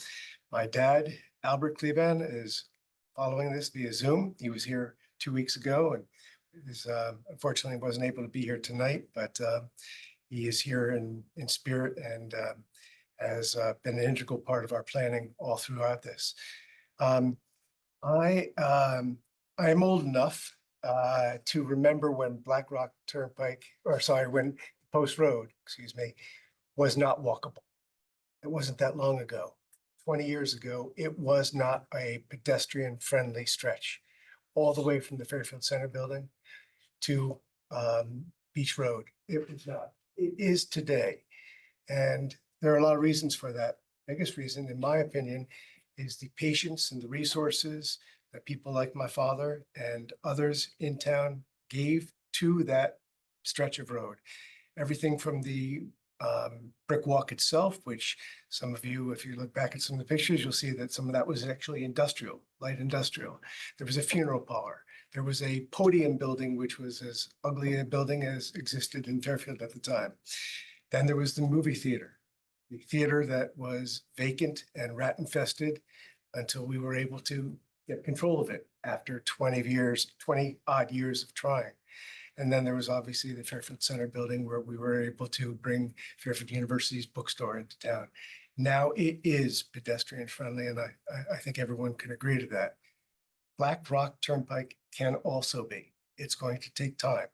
It's going to take the continued patience, investment, and creativity of the people in this room that we've heard from, and we're committed to it.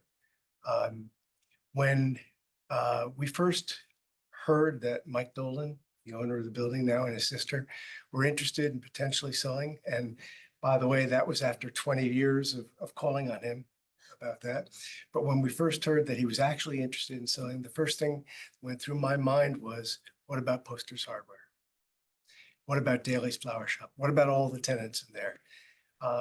We consider our responsibility as responsible developers to be responsible not just to our bottom line, but obviously to the tenants in town, the patrons in town, the business owners in town.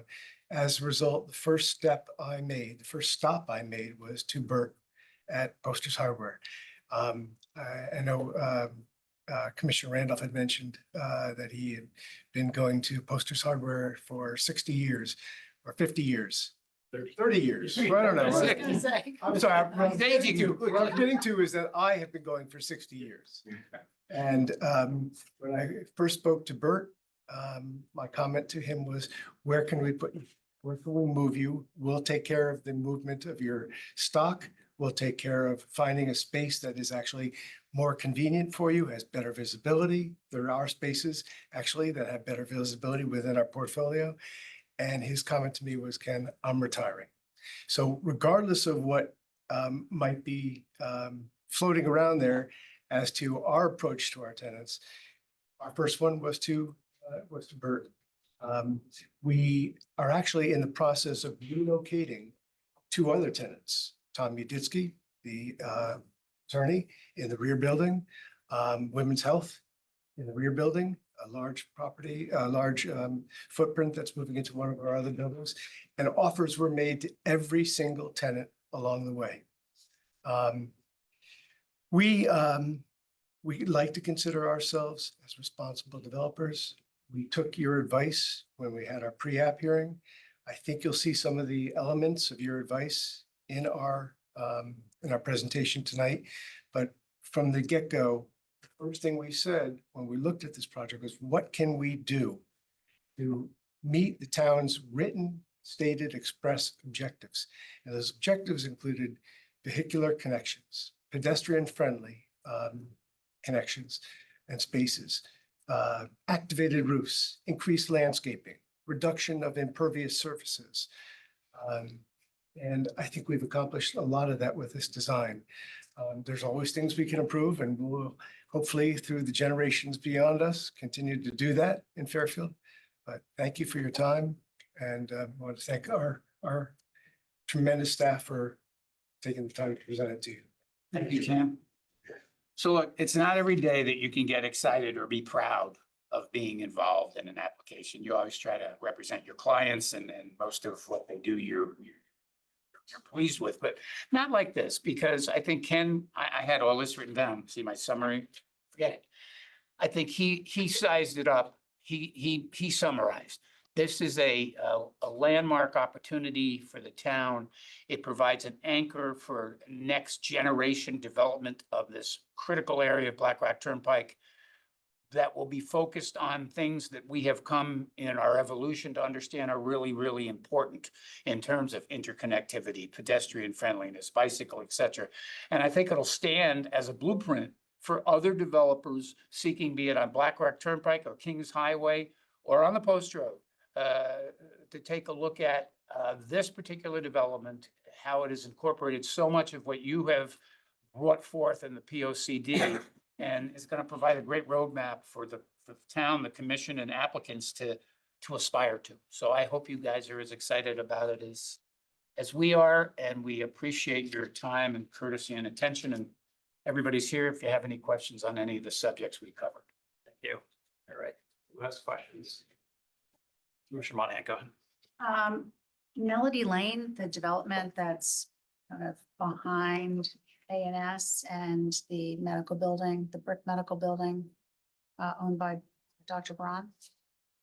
The traffic coming out of that street, was that taken into consideration? It's a fairly large condo development.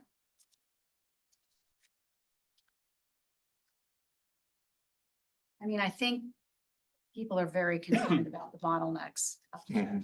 What it will do to the traffic flow for people trying to get across Black Rock Turnpike, the cars, the buses, the bus, et cetera.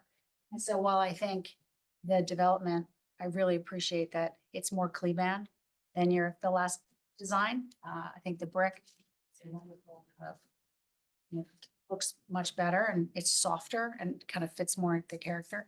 I'm still a little bit concerned about the traffic flows coming out of some of those streets. So Did you look at that one street in general? Can you come up? Actually, anyone who might be answering questions, if you could just move over here so we don't have to. I just want to make sure people in that development know that there's, I think there's like 80 or 90 units in their condos that, this was looked at for them. we did not specifically analyze that condo driveway. Is that- Well, it's a driveway that comes in and then you go down, and it's a pretty large development. Is this the one, I'm just trying to get a handle of it. So Melody Lane? if I'm up on Black Rock Turnpike, how far is this the one that's up? If I go take a right up here where, Does it come off of Stilson Place. You access it for Stilson Place. okay.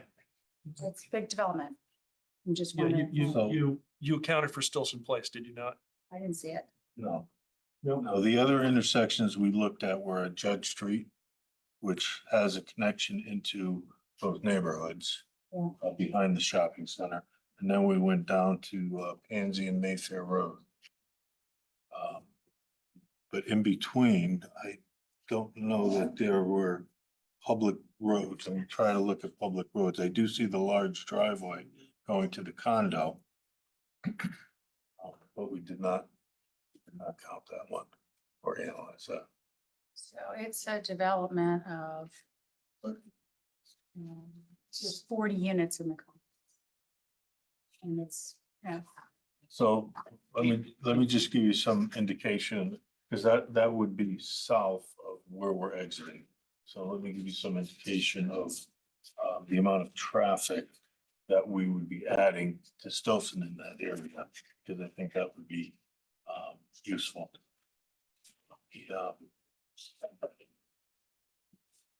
So in the mornings, when they would be coming out of the condo mostly, we would only be adding 6 vehicles to Stillson at that time during that peak hour. Because again, a lot of these uses are not morning uses. In the afternoon, when the condo people are largely coming home, we'd be adding more. So we would be adding 30 from this development, 30 exiting traffic, 30 exiting vehicles, taking a right. There will be some taking lefts into our site. Again, in the morning, that's a small number, 16. And in the afternoon, it's 21. So that's the level of traffic that we're adding to that section of road, which has, if I can,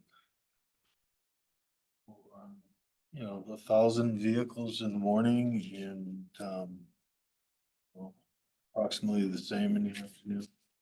Somewhere around 1,000 cars in Stillson. And in the morning, we're adding, did you say 6? 6 in one direction, And- 16 in the other, and in the afternoon, 30? 30, 20. So put it in perspective a little bit, but we did not specifically analyze their driveway. Still some places a public road, though. Still some places a public road. Still some place a public road. Yep. Mhm. Yes, Melody Lane is private. So that, yeah, Melody, it turns into Melody Lane at the end, so you might want to consider that. I think it's a cul-de-sac, right? Go ahead. But at least I Yeah, think, no, I've found one. I love the fact that it's pedestrian friendly, and I don't see anything that helps a handicapped person. How many parking spaces? How are they supposed to do this with this pedestrian friendly? I love that. I love the fact that it's walkable, but what about the people that can't walk? Well, I'll let. Please talk to me about that. I'll tell you my answer and I'll let Andy correct me if I'm wrong, but the parking will meet the code for accessible parking spaces. And there'll be ramps and handicap accessibility throughout the site. So we'll be designed to all these. everything in this development, Commissioner, is gonna be ADA accessible, ADA compliant. And as with all the Cleveland properties, not the minimum. I mean,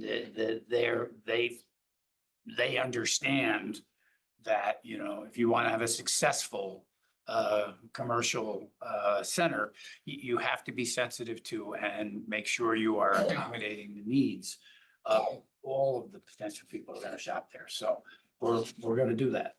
I thought, I didn't see enough of where that parking could be. I saw stairs on one side of the front of the building, and I didn't see a ramp going up or anything like that. Yeah, Mr. Summerlees will kind of walk through that from that perspective. For the record, Andy Sumalides again. So the handicap accessible spaces are right here as you come into the drive. These are all handicap And spaces. how many are there? There's 3. 3. Correct. So only 2 are required by code, and we're providing 3. And there's also this nice drop-off area that was thoughtfully designed to allow for drop-off of folks entering that medical office building. So it allows a nice, easy drop-off for folks right at the door through that turnaround. And then Andy, what about stairs, ramps, anything there that we want to add? Yeah, every access point is ADA accessible. Personally, I don't think 3 handicap spaces is enough. But, you know, there's regulations. I personally don't think it's enough. We're running, for example, running the Brick Walk Center, which has a very substantial medical presence. We find the most important thing is to make sure that you have very convenient and safe handicap-oriented access to the building. So you have the turnaround here. The handicap spaces, you know, it's a matter of code, and we have more than that, but we do understand that you want to provide a drop-off area. So whether or not somebody's going to park in a handicap space or have a relative bring them or so that, you know. we'll be Is aware. really all the parking behind Old Navy? Do we have this whole walkway between the two buildings? We pretty much except, I guess I'm Well, not, the ADA maybe I'm not seeing it. Help The me. handicap And- spaces have to be parked in a certain proximity. Exactly, but what about the rest of the spaces? And I'm sorry if this is pretty obvious to Yeah, other we people, wanna- but I'm not Remember, seeing it, so I. Site plan down, so you can see the rest of the Yeah. parking spaces up at. That looks, the top left, though, behind that looks like that's all the parking for these two buildings. Yeah, so you cite the handicap accessible spaces as close as Mr. Fallon was just saying, in close proximity to the buildings. So that's why these are cited here. These are just regular parking spaces Right. for folks to park and walk. That's what I thought. I just wanted to confirm it. Thank you. Go ahead, Mrs. Sargan. Sorry, I believe Commissioner Zablik was referring to, there was one in Mr. Andre's presentation, there was one stairway connection between the existing Starbucks and the plaza in the front, but that's a pre-existing connection. If you look at Andy, if you want to bring up the site plan again, there is a connection that, and that's because Starbucks, their parking level is at a different elevation. Right. And so I believe that existing stairwell is actually on Yeah, so their here's property. where that stairwell is currently. So you come here with stairs down to that Starbucks lower level. Very familiar with this site. And then we recreated that same stairwell to go down. But I believe you can get there. But you can also get there from the Unfortunately, sidewalk. sometimes with handicap accessibility, you have to go a longer circuitous route because of the grade changes. It's just ramping, you're limited by slope. And so usually that's unfortunately, a longer path around. But it does exist where they're connecting into the existing Starbucks that then feeds into the existing sidewalk that then feeds into that Starbucks site. Thank you. Thank you. While we're on the subject of parking, I think this is a question for Mr. Sullivan. I believe it was in a combination of the code review and another document from Mr. Hurley on parking.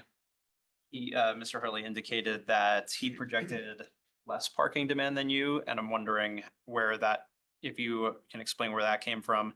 And then similarly, when it comes to traffic, did you use fast casual for the restaurant because that's the intent is to have a fast casual, or because it's a more conservative projection, or?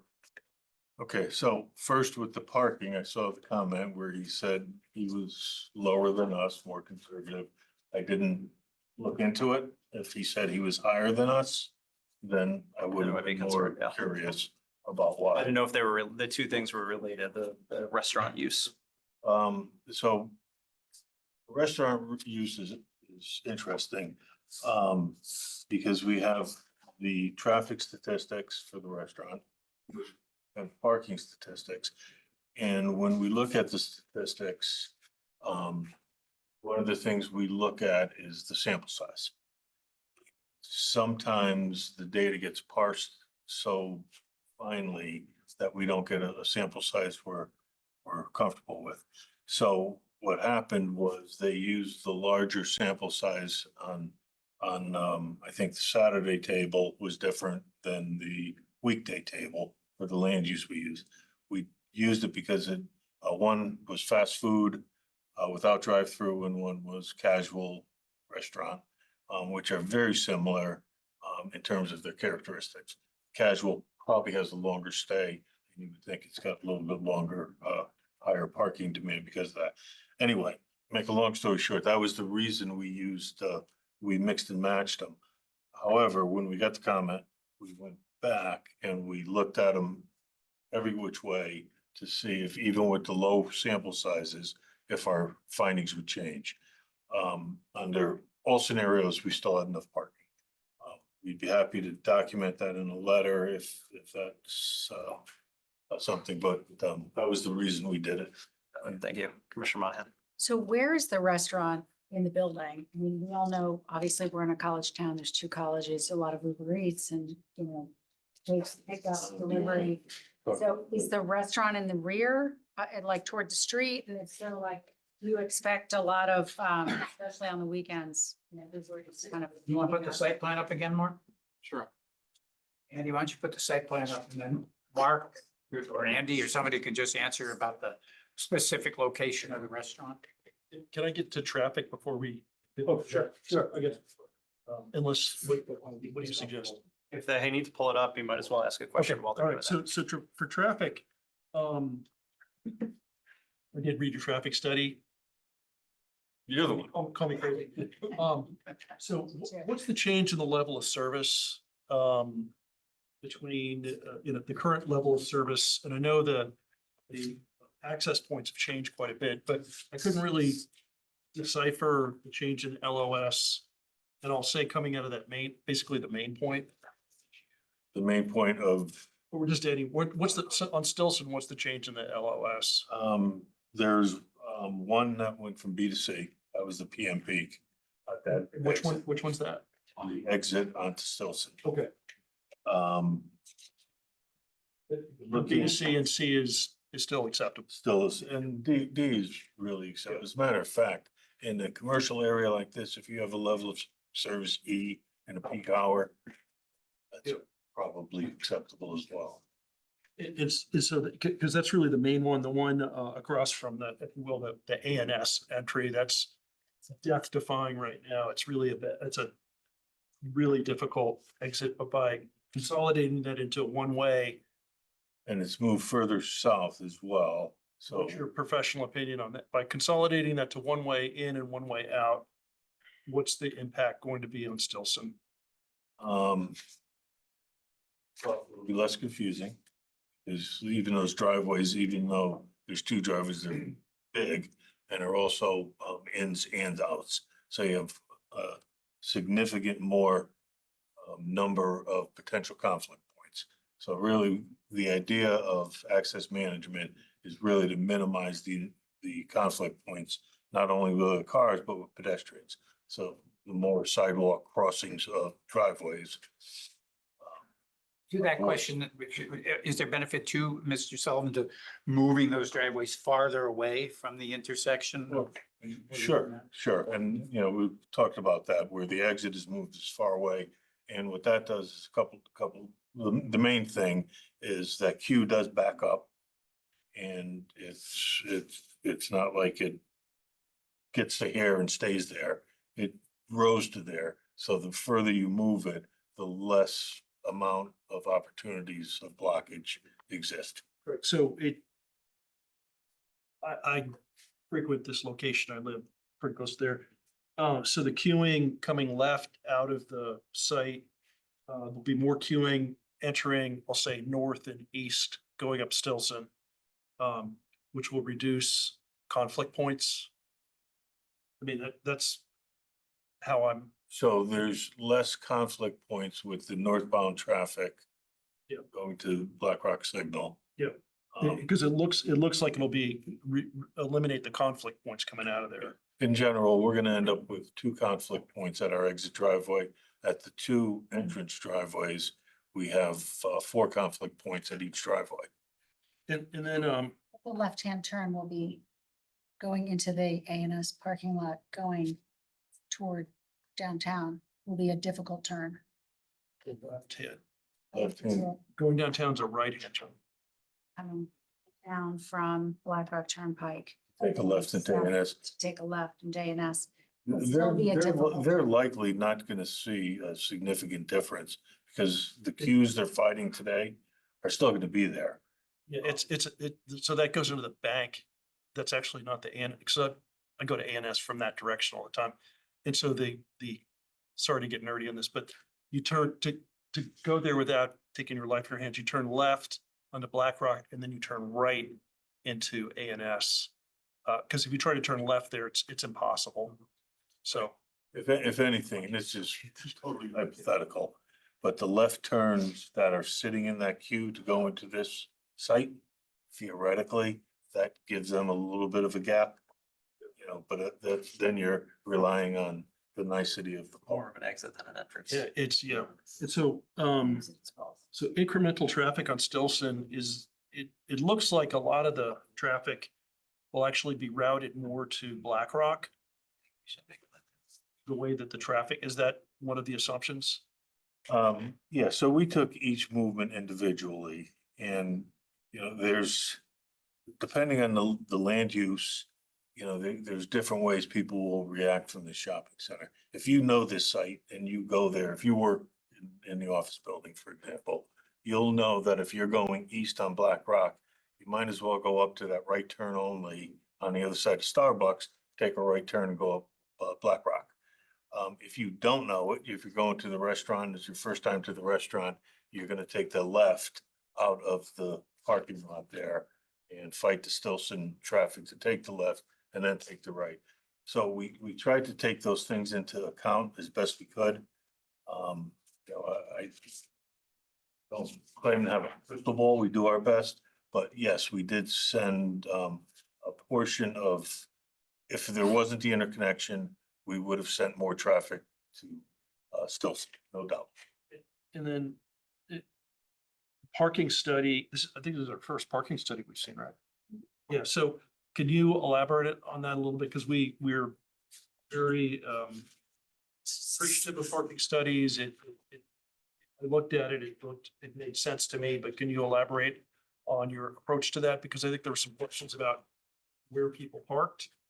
And so as I'm reading this, you're assuming that some people will be parking, and I'll just say, at a vitamin shop in that area. So the parking isn't exclusively on site, is that correct? The parking is, well, most of the parking will be on this site, but the ability for overflow parking if needed does spill out. And we looked at the balance of both shopping centers. Which is how I use this location now. It works right now because you've got an ample parking over at, I'll say, the Old Navy parking lot.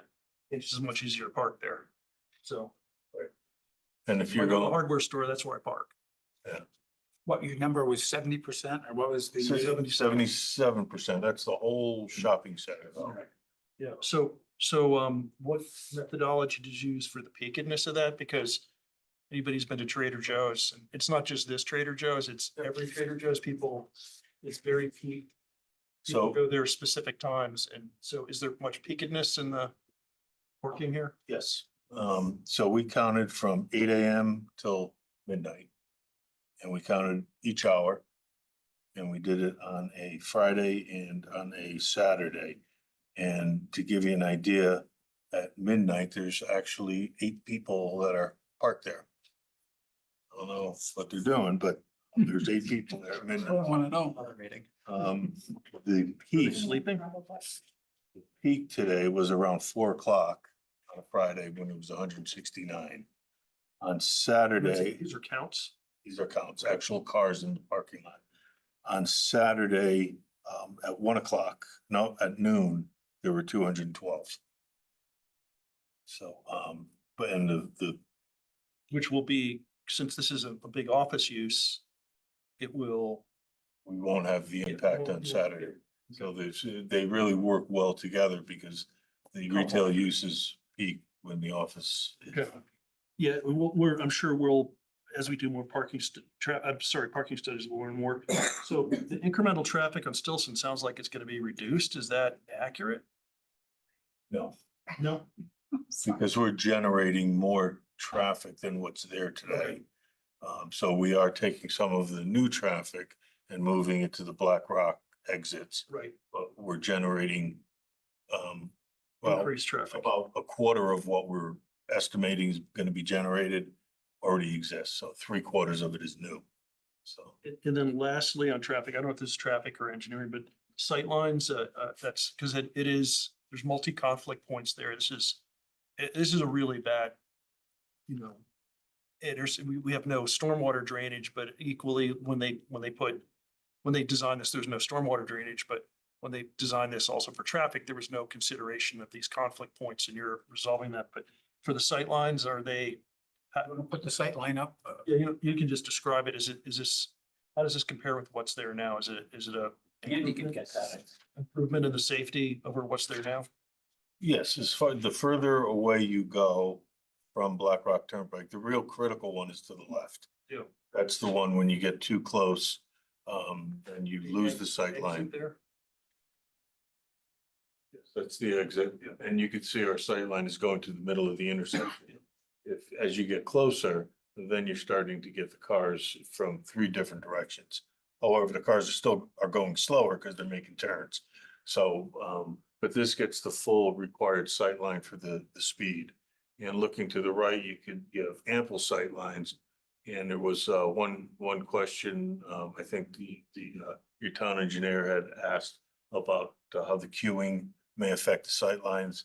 Well, if in fact the queue did pass our driveway and it did block a sight line, it was way back there and it was blocking it. They're not taking a left turn anyway, so they don't need a sight line.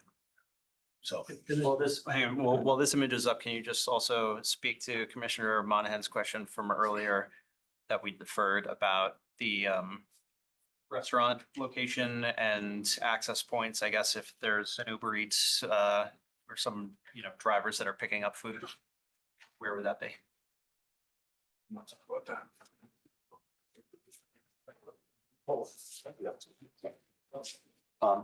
Currently, this is where all of this space, slightly reduced footprint, that's where Little Pub is.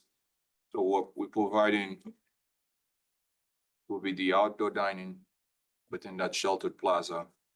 And then this area here is a covered porch, partly covered and then partly uncovered, part of this shared plaza. So the third spot, the one next to the handicap spot, probably would be a spot where they pick up food.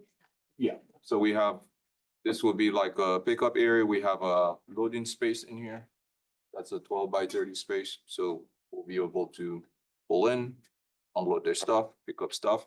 And then this is like purposely incorporated in this design. So you have this drop-off area that can be used by either this facility or primarily by the office building. So we have multiple ways. Let's say if you were to take a Uber to come to the office. I was talking more about Uber Eats still picking up. And Yeah, so we have a loading space. If it's not in use, people will be able to pick up something here, and then we have not dedicated, but this could be next to the 2 handicap spaces. This could be an Uber space, and then same thing across the driveway. Sorry. Yeah, no problem. So lastly, it's kind of for both of you. The 16-foot and 13-foot road widths, will that accommodate radius turns? Because I know there was some feedback that Oh, for the driveways. driveway width, yeah. We did a radius, there's a, if you want to Andy pull did that. the auto turn on all that. As a result of that, those code comments, we did, and it's part of your package, there is a radius.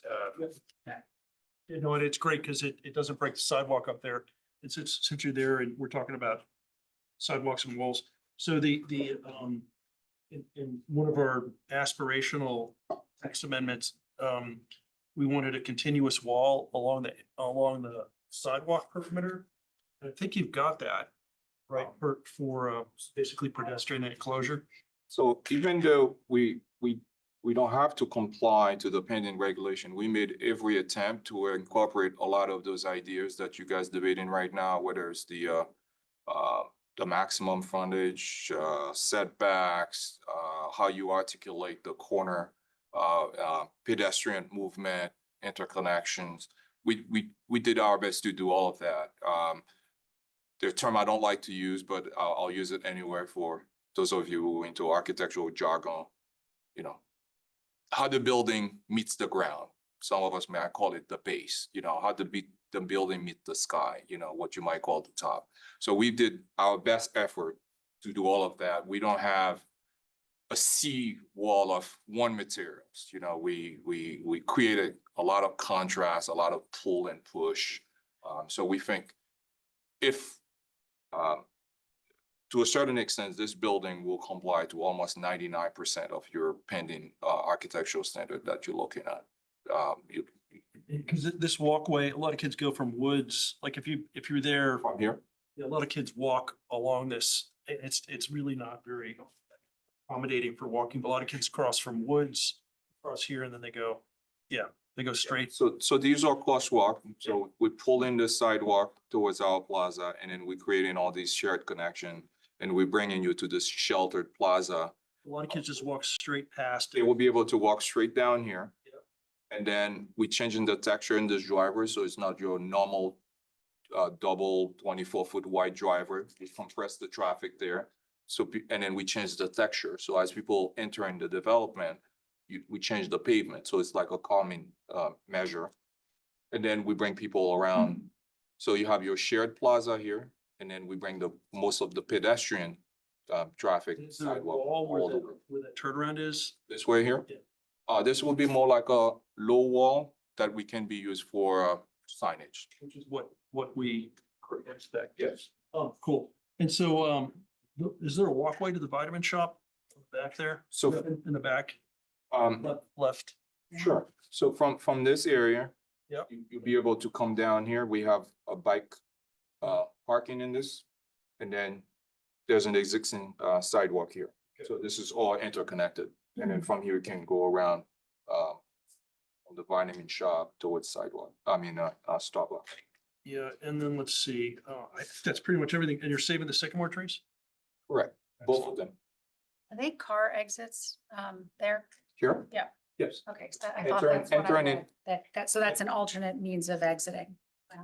Well, I think currently there is no entering and exiting. Right, that's why I asked. Yeah, so the whole concept here is to connect this new development to the existing plaza. That's correct. You'll be entering and exiting. Questions then here? Commissioner Hunley. Yeah, I had a question about the changed pavement at the. The entrance. texture here? You just mentioned, yeah, with the texture of that, what kind of pavement would it be? I think there are similar concrete pavers that you've seen at the current brick walk on the post road. I think that's what we're talking about. Yeah.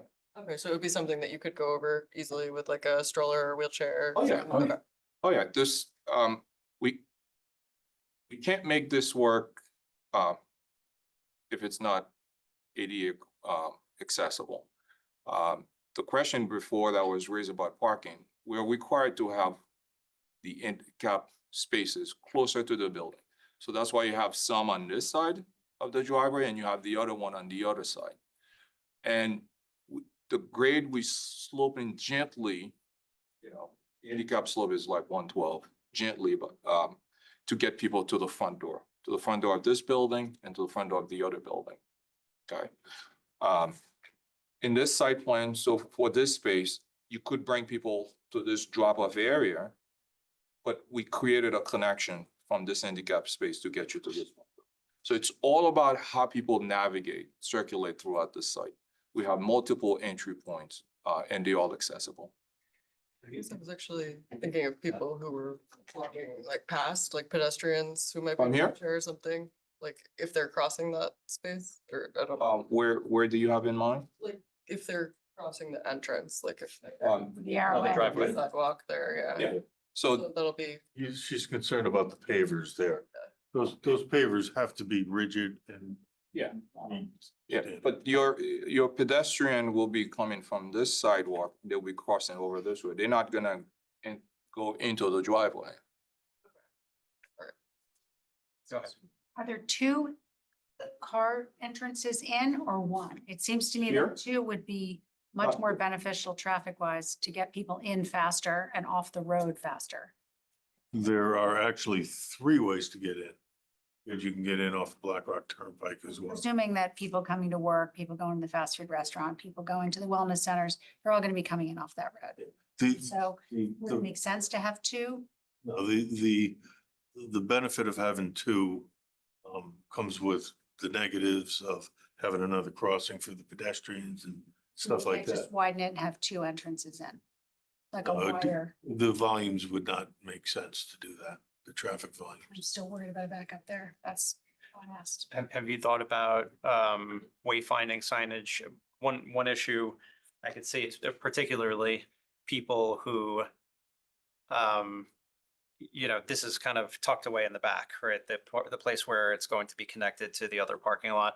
And people who either haven't been to this place before or who have and just never think, just know it as not being connected. It's not a bad Signage idea. to indicate that. If there isn't any plan, you do see that in a lot of shopping centers where they say exit to 95. for example. I mean, you This would could, be exit to Black Rock. I was gonna say, yeah, you could have wayfinding signage that tells people there's additional parking and that they could exit to Black Rock. That's a good idea.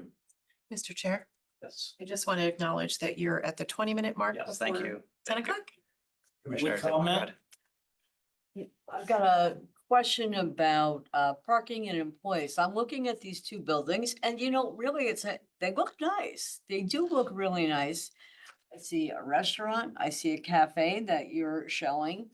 And then there's other office space, and then we have another building here. How many employees do you think are going to work in all of that? And when we talk about all the employees, where are they going to park if we only have that little spot behind Old Navy?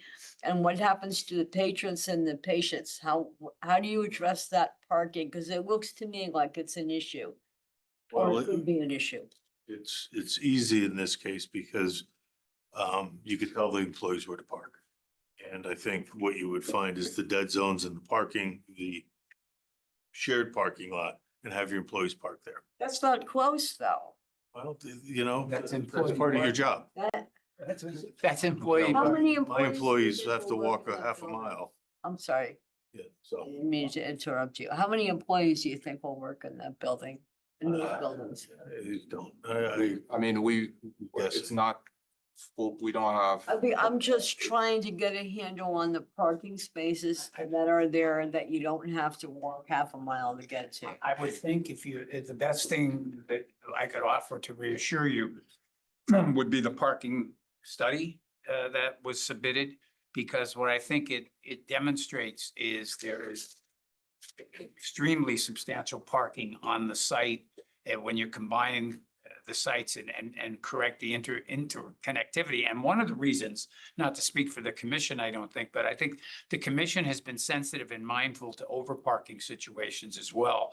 And one of the reasons that you've embraced the parking study approach is so that you do have accurate information in terms of what the uses really require, as opposed to over parking beyond what's needed.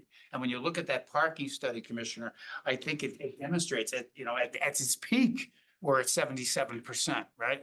Capacity. So we do have a lot of parking. Now, are all the employees gonna be able to park, as close as they might like to their place of employment? Maybe not. I want to just mention that I go to this is very close to my home. So yeah, I go to Little Pub. I've gone to Posters and there's never any parking and there's just those two little, just that restaurant and Posters, really. It'll be much And better there's now. There's never any parking. I gotta park across the street at the bank. Right, I to think go what. across the street to Little If you Pub. were to approve this, I think what we're saying, we're going to encourage you to do, you'll be able to come use our restaurant. If you park here, there's no entrance here. So if you were to go to Starbucks or Old Navy, now you'll be able to walk. I do love that idea, by the way. Or if That's you wanted great. to drive, leaving this area, you'll be able to drive here. Right now, you can't do that. So by connecting these two, we're providing ample opportunities for pedestrian and people who actually drive their cars. So they don't have to get on Stilson Road. They don't have to get on Black Rock Turnpike. They'll be able to find some parking spaces next door. I mean, I agree with everything you said as far as the existing parking conditions up there now. This is going to improve things, I think, dramatically because of the interconnectivity and the ability to more opportunity to park without having to park at the bank across the street. So your experience now, you come in there and there's no parking. Your alternative is to either wait for a parking space or turn around and go park somewhere else. Your experience later, let's say they let the employees park wherever they want. And you pull in here and there's no parking, you just keep going to the other parking lot and then there's a pedestrian connection to get you back. So there's just so much more flexibility when you're sharing these things. That's why it's, The bank you mentioned was Bank of America, right? Wells Fargo. The one, no, not across the street, but on the Stilson.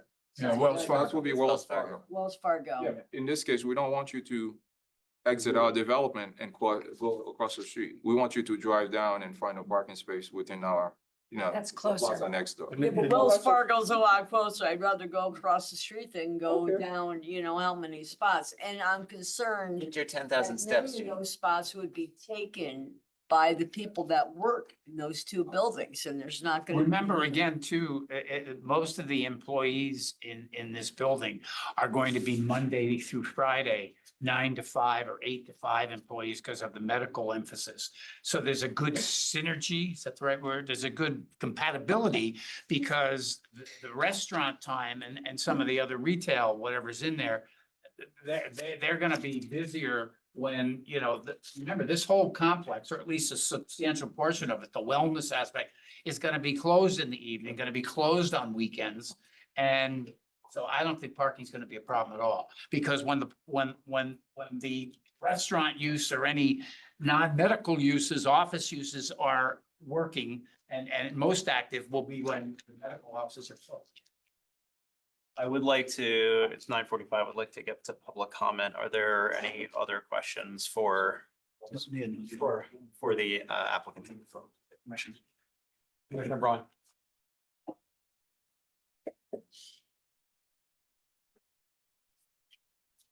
I have a couple of follow-ups on the traffic for the traffic consultant.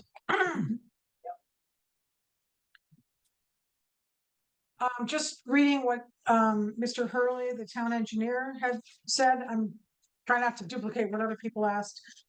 The parking study was done basically at the beginning of spring break, because spring break was April 13th through 17th, and the parking study was done on the 2-day period right before that, like the Friday and Saturday.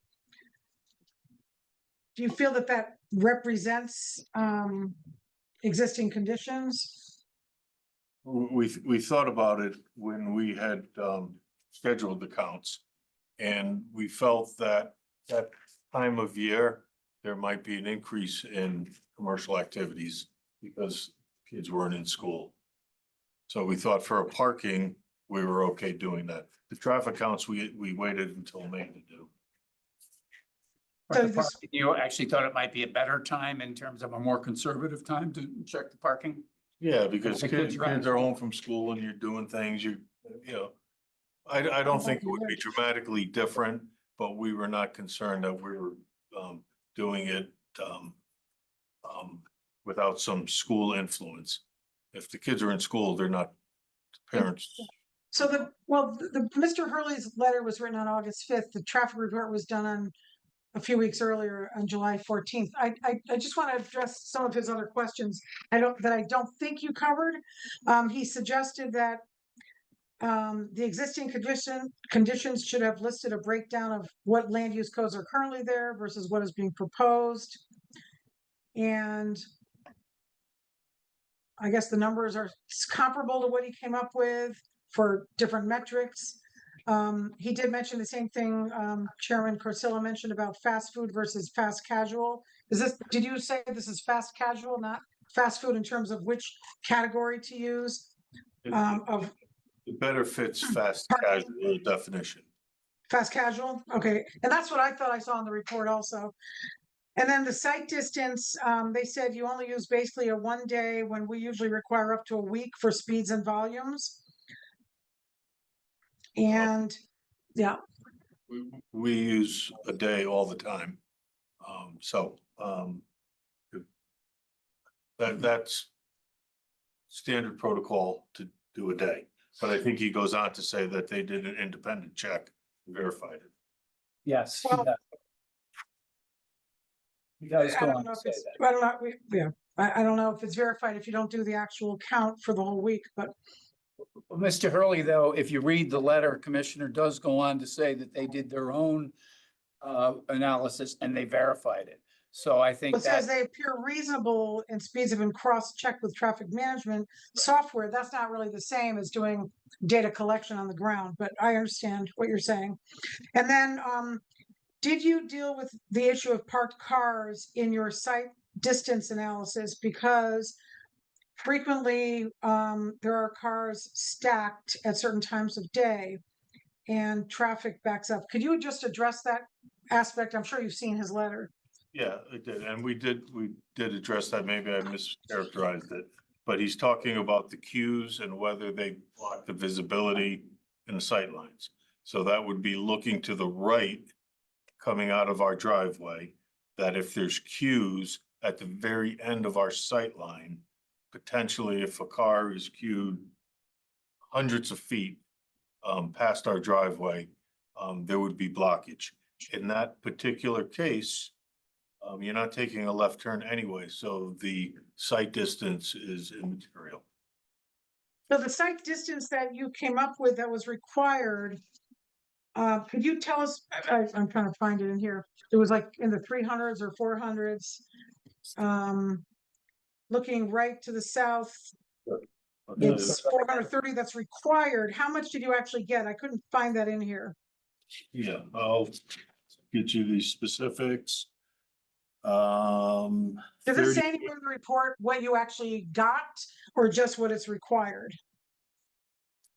what is required. So the speeds, the free flow speeds coming northbound were 38.7 miles per hour. That's the 85th percentile. So that's the speed that 85% of the traffic is traveling at or below. Southbound, because they're coming off of the signal and many of them are turns, the 85th percentile speed is 30 miles an hour. So based on those speeds, the DOT gives us guidelines, and they say that we should be able to see, looking to the right, 430 feet, which we are able to do, and looking to the left, 335 feet, which we are able to do. And how much distance were you actually able to see? Well, beyond that, we checked to see that we can meet the criteria, but you could certainly see beyond that. Is it, how much, I'm trying to find out the actual number. This has come up in other we've hearings. had that conversation, you're correct. Is many it times. 1 inch beyond or 20 feet beyond? You know, if it's 1 inch, that might be questionable, but is it 10 feet beyond, 20 feet beyond? You could see looking to the left, the measurement is to the middle of the intersection, and you could see cars approaching on all 3 other legs. So another 50 feet minimum? So do you have those figures somewhere in your report? No. Could you provide them for next time? Just so we know how close we are to the requirement. I don't, with all due respect, Commissioner, and we have had this conversation on numerous other applications. The standard is that we follow the DOT standards to ensure that we are meeting the sight line that is required. There's no requirement, nor does it make any sense that we should then extend and say, oh, well, we can go 900 feet. What we do say to you is we meet the state standard, plus, as Mr. Sullivan just mentioned, you can look up to the intersection, you can take advantage of the sightline plan that we did submit, and you can see that we are well beyond the 400 feet. But this matter that somehow an applicant should be required to tell you how far the crow can fly, that's not the standard. I'm just asking for the data, that's all. Well, I don't think it's relevant data, respectfully. Well, I think it is relevant, but okay. And also the speed data was done on July 19th, which is kind of the dead of summer. Does that affect the reliability of that for the rest of the year? It does not. July 19th. Because that's in the middle of vacation and No, our report, we did our report before July 19th. I believe the speed data was collected in May. it says based on Stilson speed data that was collected by automatic traffic recorder along the site frontage on Wednesday, July 19th, 2023. So Oh, that was yes. several years ago. Yes, that was taken when we did the residential study next door.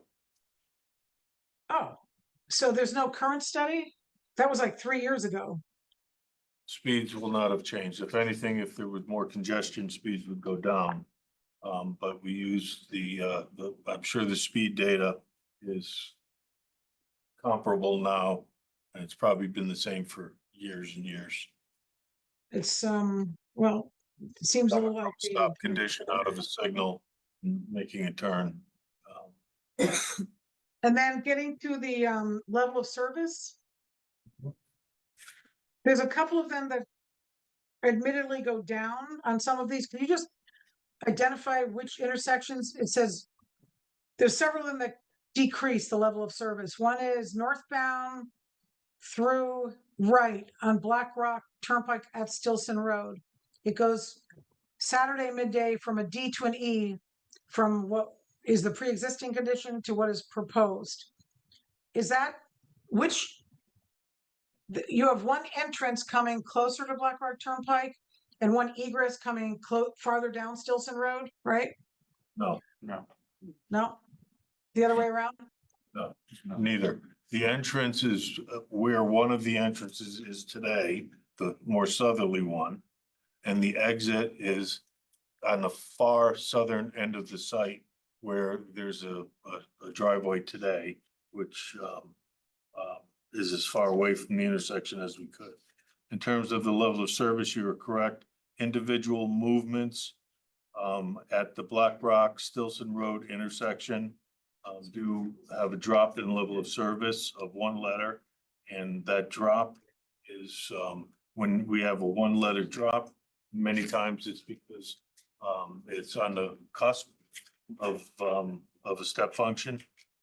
And anyway, the resultant level of service is fine.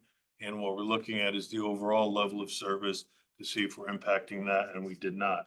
And I pointed out earlier, the one intersection on the intersection on Stilson Road, we do have drop of level of service from B to C. And I annotated it, we showed C to D, but it's really B to C on those, on that exit drive. Okay, so could you just, the level of service to an E from a D, what is the difference in, it's sort of like a wait time thing? What is the Yeah. difference in minutes or seconds that you're waiting? I don't have the statistics in This front of me, question already? but I think D to E. We addressed this question already, didn't we? Tonight? Yes, we did. I asked you specifically what the impact of going from B to C or E, whether that was acceptable. Did we not address this question already? Yes, I didn't give you the specific seconds. Yeah. So the, But it's acceptable, is it not? Yes. Correct. yes, it is. Right, so what are the seconds distance between D and E? How much added time is added? I believe, Yeah. I believe the cutoff for level service D, and I may be off by 5 seconds, but I think it's 45 seconds. So if something was 39 seconds and it went to 41 seconds, it would show a level of service drop from D to E in that example. And from E to F, what's the cutoff? I think F is around 80 seconds, isn't it, delay? I think, so Commissioner, I think I'd like to get to public comment. And so if there are questions that aren't. I'm trying to finish. I have not asked any questions yet. I have a couple more as well as about stormwater. All right, can we limit it to questions that aren't readily verifiable by looking at the documentation? I want to ask him about F to F. On Black Rock Turnpike at Black Rock Shopping Center driveway, it goes a northbound left. It says it goes from F to F in two areas, Wednesday afternoon and Saturday midday. Could you explain what that means, F to F? Does the number of seconds get greater when you go from F to F in this instance? Some, it's still an F grade, but it could be a greater wait period because we don't have a grade beyond F. You're correct.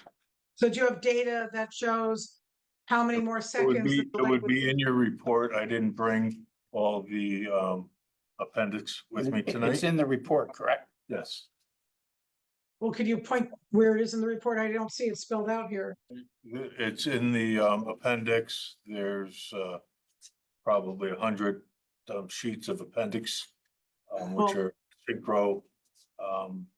And they're organized by intersection, by time period, and about 80% of the way down on page 1 is the control delay, which the level of service is based on.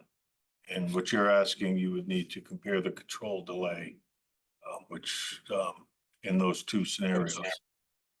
So you're saying your report somewhere in the couple hundred pages, it indicates what the exact additional seconds are going from F to F for the northbound left?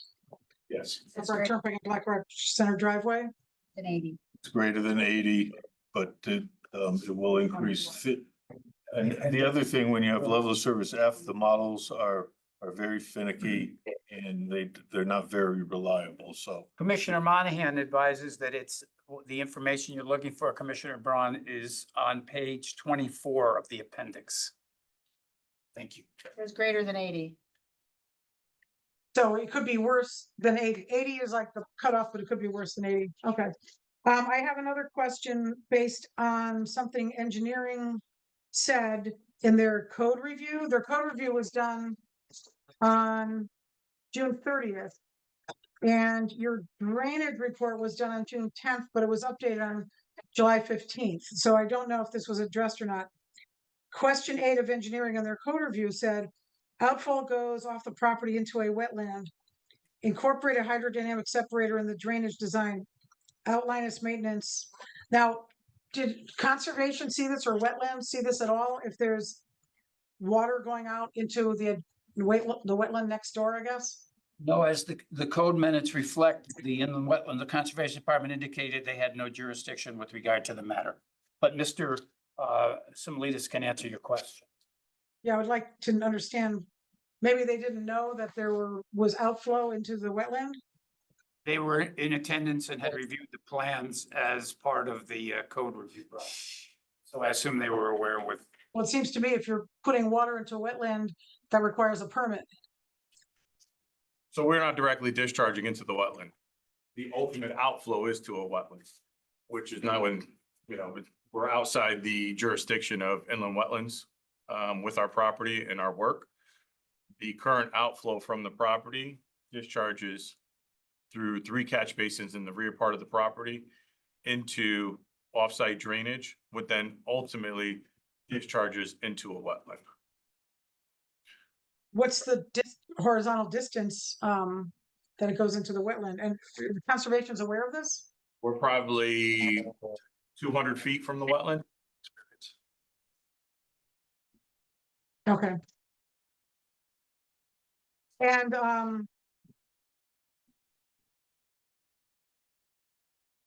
also engineering had a question. They wanted full drainage analysis for a 2 to 100-year storm, or you did a 25 to 100-year storm. Did you address that? We did. Okay. And could you identify where your test pits were on the plans? As well as, did you do an infiltrator test pit where the infiltrator galleries are? We did. Everything that's referenced, just for the sake of expediency, that is referenced in the engineering comments and code, we can represent were addressed and are reflected in the plans that are before you tonight. Well, I would like it pointed out to me because it was not pointed out during the presentation where the test pits were and where the infiltrator tests were done. Sure. Let me pull Not up. the engineer. She's not the engineer. She's not the town engineer. She's not qualified. Okay, you're right. Hang on. Has the engineer reviewed Yes. these locations? Yes. So, yes. This is an existing paved parking lot. One of the comments, so this is where our testing was in the landscaped area of that rear parking lot in close proximity. One of their comments was, can you do additional soil testing given the size? So we added this note here, which was acceptable at the code review, that we could do these prior to the install in this area. This area is highly disturbed. It's all fill in this area, well draining material. But you know, given the state of what this development happened over time, these are going to be very consistent with these, but they wanted these done prior to basically issuance of a building permit, which was acceptable to engineering and code review. And did you do infiltrator tests, or it looks like you did perk tests and deep test bits? Did you do infiltrator tests? Percolation testing. Is an infiltrator test required by the stormwater manual, the 2024? Where there's an is that where the infiltrator galleries are? Correct. So we did the percolation test, which is acceptable. My understanding is infiltrator tests are required. And what is the vertical Wasn't a- distance? Let him address that. Is Sure. our infiltrator test required? No. Thank you. And what is the vertical distance from the bottom of the infiltrator to the groundwater? And how deep is the groundwater there? Commissioner, this is something that the town engineer. So I'm our soil asking a test, question. I'm our asking soil- a question. Asking a question, but we're getting to things that are not relevant to. They're relevant to our approval of this project, our review of this project. our Yeah. soil testing data is on the plan right here. Okay, can you tell me the vertical distance from the groundwater to the bottom of the groundwater. infiltrator? We have I- people in the yes, room, we have voters in the room who are waiting to speak. Commissioner, I'll handle this. And this is irrelevant to the purview of this Commissioner. commission. I'm being interrupted, Mr. Chairman. I have a question pending. But Commissioner Braun, please get to questions that. I asked are- a question just now. I understand you asked a question, but please, you're asking questions about things that are not within we are not engineers. And the town engineer is responsible for reviewing things within his purview, and you're asking about things that are within the purview of the town engineer. We're responsible for reviewing a project and But determining you if are we not a town consider it. engineer. We're not an engineer. We Right, have an. and I would like answers to my questions. We're also not traffic engineers, and we're getting answers to a lot of those questions as well. I just asked a simple question. What is the vertical distance from the bottom of the infiltrator system to the groundwater? So we dug 89 inches down and there was no groundwater, no ledge, or no modeling observed in the test hole. Okay, thank you. Any final questions before we go to public comment? Do we have to vote to pay faster curfew down? Okay, thank you. Thank you. Thank you. All right, we'll go to public comment. If there is anyone joining remotely, we'll start with people who are in the room, but if there's anyone joining remotely who wishes to be heard on this item, make sure you sign in the chat and indicate you wish to speak or click the raise hand button. Good evening. Just say your name and address to start. My name is John Suggs. I'm a neighbor of this project at 168 Sant Motard Drive. And I have to tell you, sitting in the back here for the last several hours, listening to this presentation, I'm reminded of the advice my grandfather gave me once when I was a little boy. He told me, John, you find yourself in a poker game and you can't figure out who in that game is the sucker, get out of it because you're the sucker. And I got to tell you, sitting here, I see clearly the suckers are myself and my fellow neighbors, and most importantly, our state DOT. DOT and the neighbors are the suckers here. We heard tonight how the increase on the traffic and the push off was going to be on Route 58, Black Rock Turnpike. The state DOT in their state tip have allocated ample resources to implement the safety study that was done last year that you all should be very, very familiar with for the Black Rock Turnpike Safety Transportation Study. It is on the STIP, the state tip. I did not hear or see any reference to the fact that the Black Rock Turnpike is state-owned. And that our neighbor, just like I'm a neighbor, our neighbor is the state DOT. And I have not heard that they have interviewed or discussed or contacted them at all. And yet we heard Mr. Sullivan tonight say he acknowledged that the burden was going to be placed on the Black Rock Turnpike. He acknowledged that. Those were his own words tonight, that they're pushing the burden onto the Black Rock Turnpike. And again, it's myself and my fellow neighbors that are going to have to deal with this, because you don't build something of this magnitude. And remember, there's also residential involved in here too. And you, thank God, Judy, thank you for raising the issue of the parking, because all of these businesses are going to have employees, they're going to have cooks and the food restaurant, everything. They all have to park there. And the new residents will have to park there as well. And then their claim to fame tonight that we are closing egresses on Black Rock Turnpike. Okay? Does DOT know that? And not only that, but again, it goes to the whole fact that DOT has paid and put a ton of time and energy and effort into developing that traffic study, that security study that just came out in December of 25. It's filled with great plans to implement, to finally get your hands around Black Rock Turnpike and really solve the bulk of the major issues. And they put it in their tip. They've asked the feds, give us the money and we'll do it. It's there, it's in the tip. And how they're coming to you and say, don't talk to DOT, don't talk to the neighbors. We know what's right. And I have to tell you, when I heard that the brick walk was their claim to fame, my God, I have to access that parking lot 3-4 times a week. That parking lot is a nightmare. It is impossible to get parking at the brick walk. It is horrible. And if that's what they're proposing for my neighborhood, forget it. You cannot get parking there. If you ever go there, the city bank is there. That's my bank. That's where I do my banking. My doctor's office is right there in that building and so forth. You can never get parking there. And that's their claim to fame. I gotta tell you, you cannot bring in new residents into this small enclosed area and not have the impact. If you look at the December 2025 traffic study, the safety study, there's a page on it that I wanted to share with you because it is so dramatic. And unfortunately, my iPad died in the 2.5 hours I've been sitting here. So I can't show it to you on this, but I can show you on my iPhone. Folks, please look at this screenshot, and it's in the study. I draw your attention to the study. It is a map, a heat map, showing where the worst traffic accidents and safety issues are on the Black Rock Turnpike. And it's this little red spot right here. And you know what intersection that is? Yes.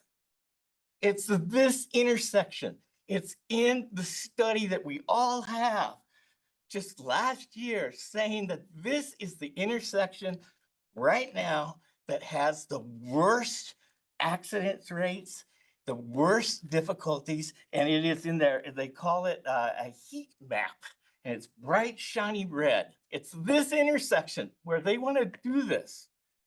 I'll ask you to just please wrap up your comments. Absolutely. Please, I beg you, do the right thing here. Tell them, thank them, but no thanks. Because this is gonna be on us. This is gonna be on me and my neighbors, and this is gonna be on the state DOT. You're not gonna understand why we are shoveling and funneling more traffic onto their Route 58. Please, look at that study that came out last year. There is a plan to implement, there's a plan to make this work. And there is money that's been put out there to get it. Work in collaboration with the state DOT. Please, I beg you, work with the DOT. see what their plans are, and don't listen to them because we're the suckers. Thank you. Anyone else in the room who wishes to be heard? Mullen, anyone joining remotely? No, sir. Once again, if there's anyone joining remotely who wants to speak on this item, please sign in chat or press the raise hand button.